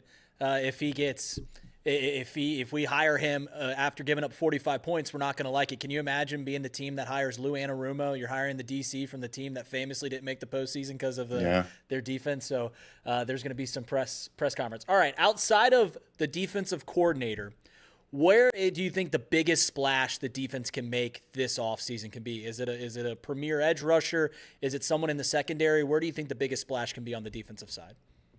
Yeah, I don't know that they're going to make a splash in free agency. I think you're going to see them do what they've done in the past and go for these mid-tier guys that they believe have upside. And, especially so much, the first domino that has to fall is T. What are they going to do with him? And, in the Jamar contract. And those things have to get settled first before you can even start thinking about going out and making a big splash in free agency on defense. Maybe they do. Maybe I'm wrong, but it doesn't seem like it's their MO. And if they are planning on re-signing T, which right now I think is a 50-50 proposition, then that it's going to be hard to do that in free agency. But I do think that you're going to see them continue, unless if T walks, then you can almost guarantee they're going to draft a receiver in the first or second round. But barring that, it's going to be a defensive heavy draft. And that's another thing that you're looking for in this defense coordinator is a guy that can come in and not just draw up schemes, but develop talent. And I think that's what ultimately cost Lou, was all these young guys, all these draft picks they've invested in these guys. And some of them regressed and some of them just never got to where they met their draft position, Miles Murphy being the prime example there. So, yeah, I mean, I don't know. I think you'll see them. They have to find some defensive line help. You got to find more pass rush there. But I think they like what they have in the secondary. And I just don't know that you're going to make a splash. The linebacker position is kind of like what the running back was a few years ago, where it's just kind of, it seems like it's not a priority for a lot of teams. And I don't see them signing a big name there. So if they do go out and make a somewhat big signing in free agency, I think it's going to be somewhere along the defensive line and, not a run stopper, a pass rush specialist. You said that they like what they have in the secondary. I think I share that. I think that the secondary, although they got cooked sometimes, it was because a lack of pass rush. On a scale of 1 to 10, how confident are you in the talent that the Bengals have in the secondary?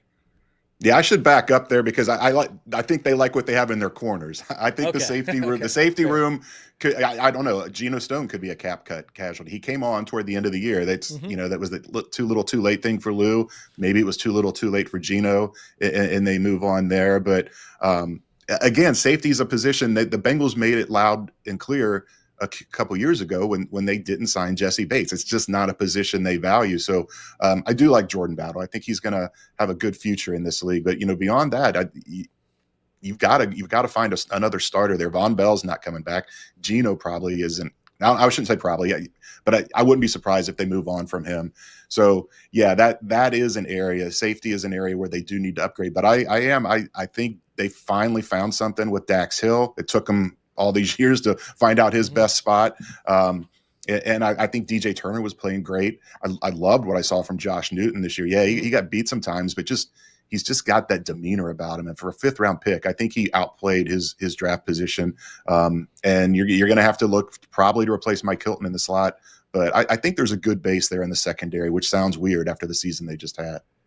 The only other question I got for you, Jay, is you saw a picture of you at the MAC championship cheering on the Rolling Bobbies of Athens High, and in the picture I saw you drinking. I think it was a Stella Artois. It was. As someone who went to OU, you're from Hamilton. I would have figured you would have been like a blue collar, like Miller High Life guy. It was interesting to see a Stella Artois in the hand.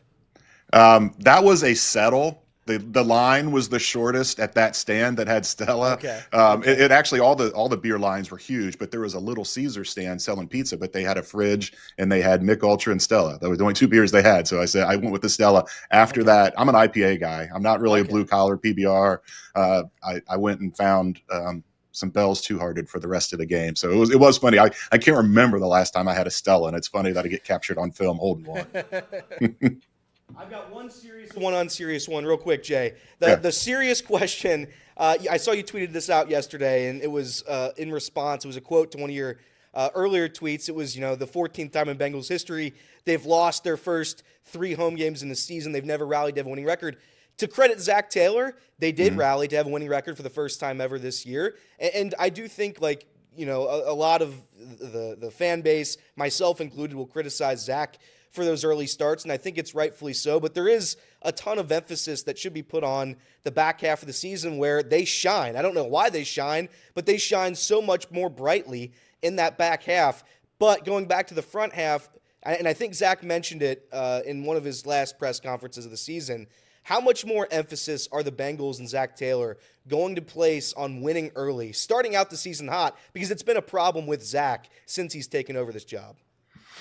Yeah, I mean, he's definitely revisiting it, and I think that in the past we would have seen some changes as far as his approach to the preseason. I think we would have seen Joe Burrow and the starters play 2 years ago in the preseason had it not been for the calf injury.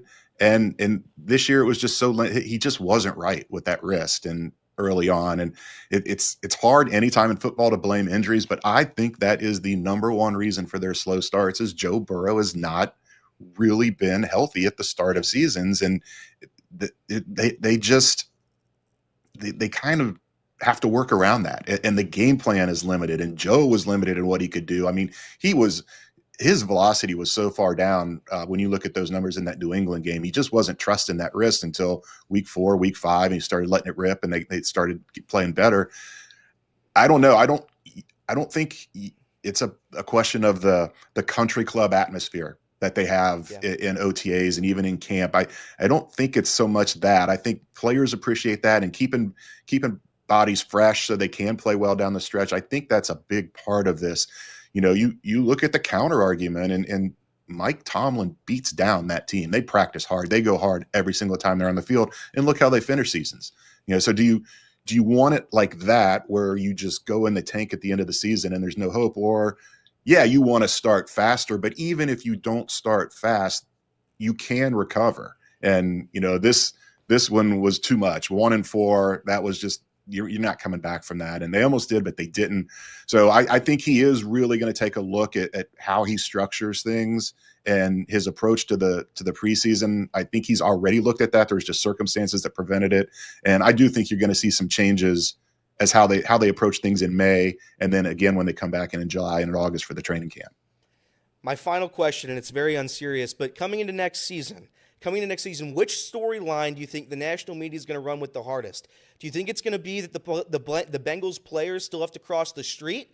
Will it be T. Higgins running up the little hill, or will it be perhaps that the reporters aren't able to take pictures of the players crossing the street? Which one do you think is going to take the biggest headline there?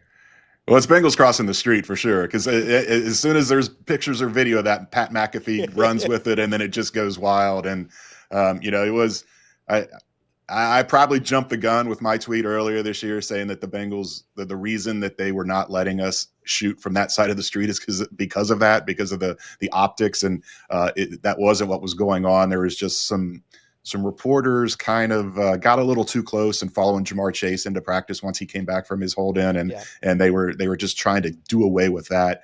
It is funny. I mean, it's like, what do you want him to do? You want him to build a bridge? I mean, the practice field is across the street. Every team has a facility and practice fields. They don't all practice in their stadium. So how else are you going to get? You either build a tunnel or you build a bridge, and neither one of those makes sense. And they have multiple policemen out there. They have multiple Bengals security personnel that do a good job of blocking the street, not just for the players. They'll stop traffic for the media when we cross the street. So it is appreciated.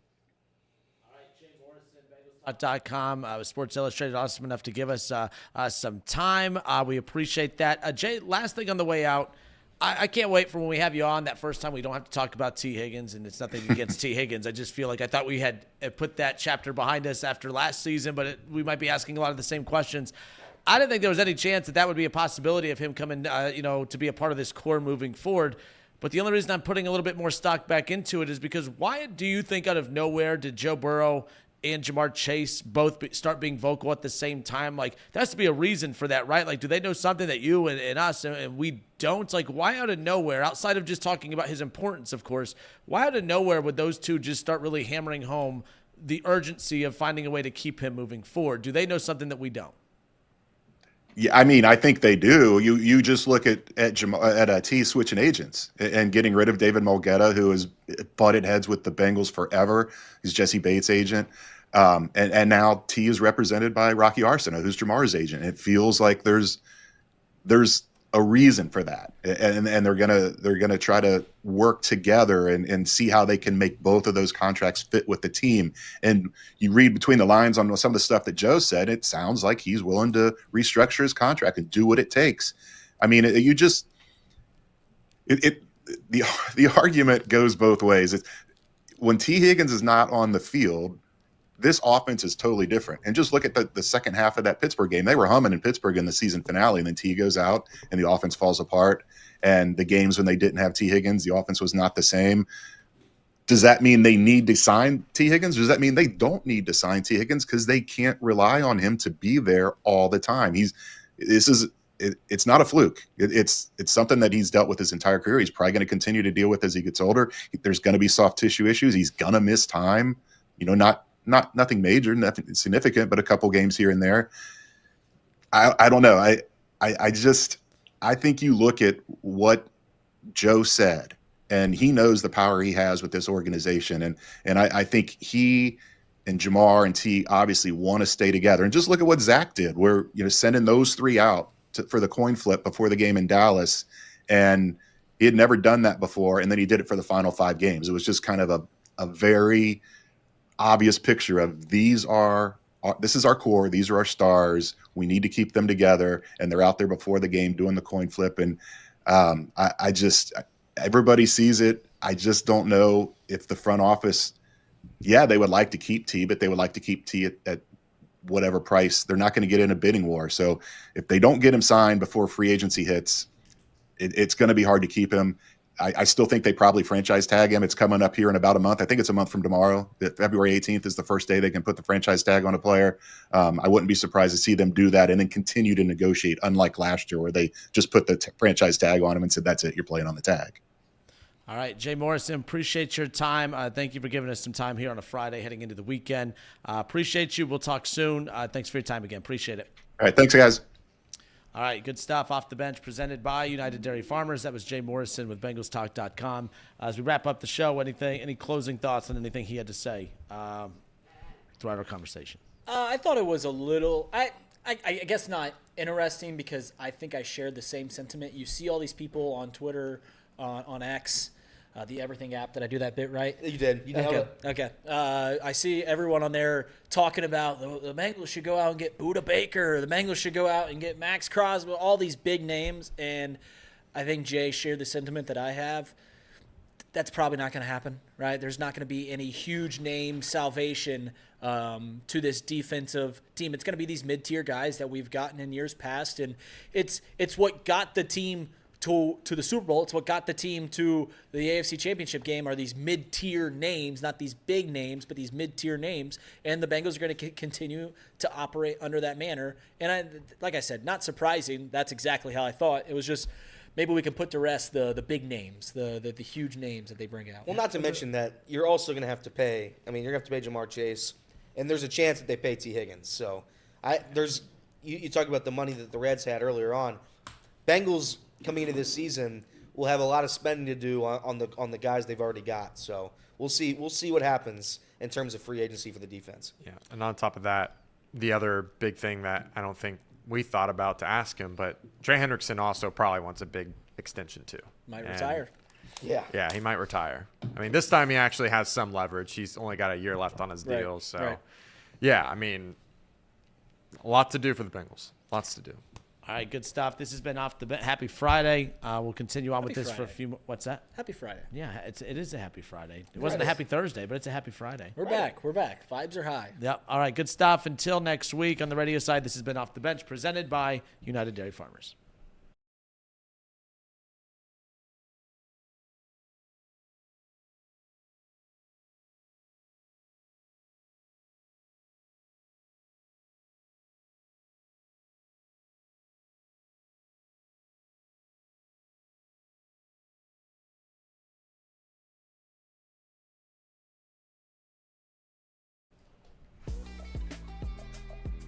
So the question I have, like I keep seeing this like with Goodberry and everyone that puts this out there. Like, Yeah. the Bengals are gonna have a lot of money to spend this offseason, right? But where's it going to Third go? highest? But where's it going to go then? Because I think every year, I think what fans get confused with is when they hear we have all this money to spend, that excitement of all the opportunity of the money to spend, it doesn't always match what you truly end up with. I thought last year, because there was a lot of talk about all the money that the Bengals had to spend last year, and Geno Stone and the names that they got, they were okay, you know. But I don't think that's what fans were expecting when you were go back to this time last year and everyone was talking about all the money that they were going to have to spend. They're going to have even more money to spend this offseason. And it sounds like from Jay that's just that money has to go somewhere. Where's it going to go then? Is it just going to go to a bunch of just underwhelming free agent signings throughout that still address needs? Don't get me wrong. But again, you know how we as fans operate. We want the biggest of names. And if we don't get those, we feel like they haven't done their job. Yeah, like I'm with you. I mean, I think Trace and Tom on this show before have said, if you're not spinning to the cap, are you all in? Fair points. Those are fair points. The Bengals are going to spend quite a lot of money on their roster this year. But in the same jest, I don't know, other than T. Higgins, other than potentially Jamar Chase, like where are they going to be spending a lot of money? And it's going to be on those mid-tier names. And like I like to bring up, everyone likes to poo-poo on Sheldon Rankins. Get it. Everyone wants to poo-poo on Geno Stone, Nick Scott, all these names. I get it. But it's also those mid-tier names got the Bengals to where they are. Trey Hendrickson, believe it or not, wasn't a big name when we signed him. In fact, he was pretty much panned when we did sign him. They're like, oh, you got a guy who's just getting all these sacks because he's opposite of Cam Jordan. Oh, you got Eli Apple, the guy that talks crap all the time and can't put up with it. And then we got a Woozier and all these names and Von Bell. Oh, his best years are behind you. They hit. So you just got to get back to hitting on the names they do. It's not about the money you spend. It's about the guys you get. Do they mesh with the locker room? Do they mesh with the scheme? Are they on the rise? Like, what can you get? I don't know. It seemed like we went back to level because we hit on all the free agent signings that we had 4 years ago, and we've missed on all of them since. Can we get back to hitting at a 50-50 spot? Can we get back to, nice. just hitting on some and missing on the others? I thought Jay brought up some intriguing names. I think he said Jermaine Pratt might be a guy that gets cut. Yeah. I thought that was very interesting. I mean, we've heard the Geno Stones. We've heard all these names. Jermaine Pratt wasn't a name that was at the top of my list. That'd be interesting, but we'll see. I think the majority of the money is going to be spent on the offense. I'll say this. There's more pressure on the Bengals this offseason than there might. Doing it? I'm going to do it. I think there's more pressure on the Bengals this offseason than there's ever been in Bengals history. It's the most important election It's of the our most time. important I love it. It's the most important Bengals offseason of all time. It's not like last year. It's different than last year. It's like this year. I swear to God, I did that bit either in this chat or on Twitter or something like that, and I pull up the TikTok, the Everything app. It all happens on TikTok. I pull up that app, and the first thing I see is a guy go, "This offseason is the biggest offseason in Bengals franchise history." And I just immediately started laughing because we do it every single year. Not like last year. Spoiler alert, if we don't win the Super Bowl this year, it's going to be next year is the biggest offseason. But this one right now is. Correct. Well, because next year, if they don't win it, they move on from Zach Taylor. It's the biggest offseason in Bengals history because my favorite, they have to get this one right. They have to get this head coach right. Like, so. But we interrupted your take. Why is this? No, it's fine. That's the whole take. And I'm sorry for eating a cough drop right now. I've been coughing. There is some drama in the sporting world. Not to change the subject. I'm going to change it. I love drama. Casey, I sent this to you on via DM. Joey Votto posted a beautiful message on his Instagram. It was one of the most thoughtful things. He just got a tattoo of the Queen City. And this is the caption. Charlotte? No. You got a tattoo of Charlotte? Well, an ode to the city I love, the Queen City, created by the TikTok or whoever the TikTok person, the tattoo artist. This tattoo features the distinct Cincinnati skyline and a map of the city. The hearts represent places that hold deep meaning to me, GABP and the Reds Youth Academy. No matter where life takes me, this city will always be with me. He's deleted it because Casey, I don't know if we can zoom in. I see an arch. Unfortunately, that's not the Cincinnati skyline. I don't know if it was. I don't know. That's the Roebling Bridge. Like that's our bridge, but there's an arch. Oh no. He has the wrong skyline on there. That looks like the right skyline. No. I don't. I think There's the Great American Building. There's the one tower, the crew tower, right? Oh but no. There is an arch there, which the arch is the map. Is that what you're talking about? Yeah. That's like the road. That's like the map of Cincinnati, I think. People are saying that's not. People are saying that's not the skyline. That looks like you're telling me that's not an arch? I don't think. No, dude. That's the map. The top right. Underneath This right here? Yeah. I think that's the map, the river. dude. That's the river. Yeah. That's the river. That's all. Because up here's the whole map. Okay. So if we look, okay, I see it. So if we investigate this, Now I'm seeing it. I don't know if that's the Cincinnati skyline. I don't see the. I don't see the Great Tower. American Building at all. Yeah. And he has since deleted the post. Oh no. So it looks, and the Reds tweeted it. So it looks like our guy might have gotten the wrong skyline on his tattooed onto his body. I don't know whose mistake.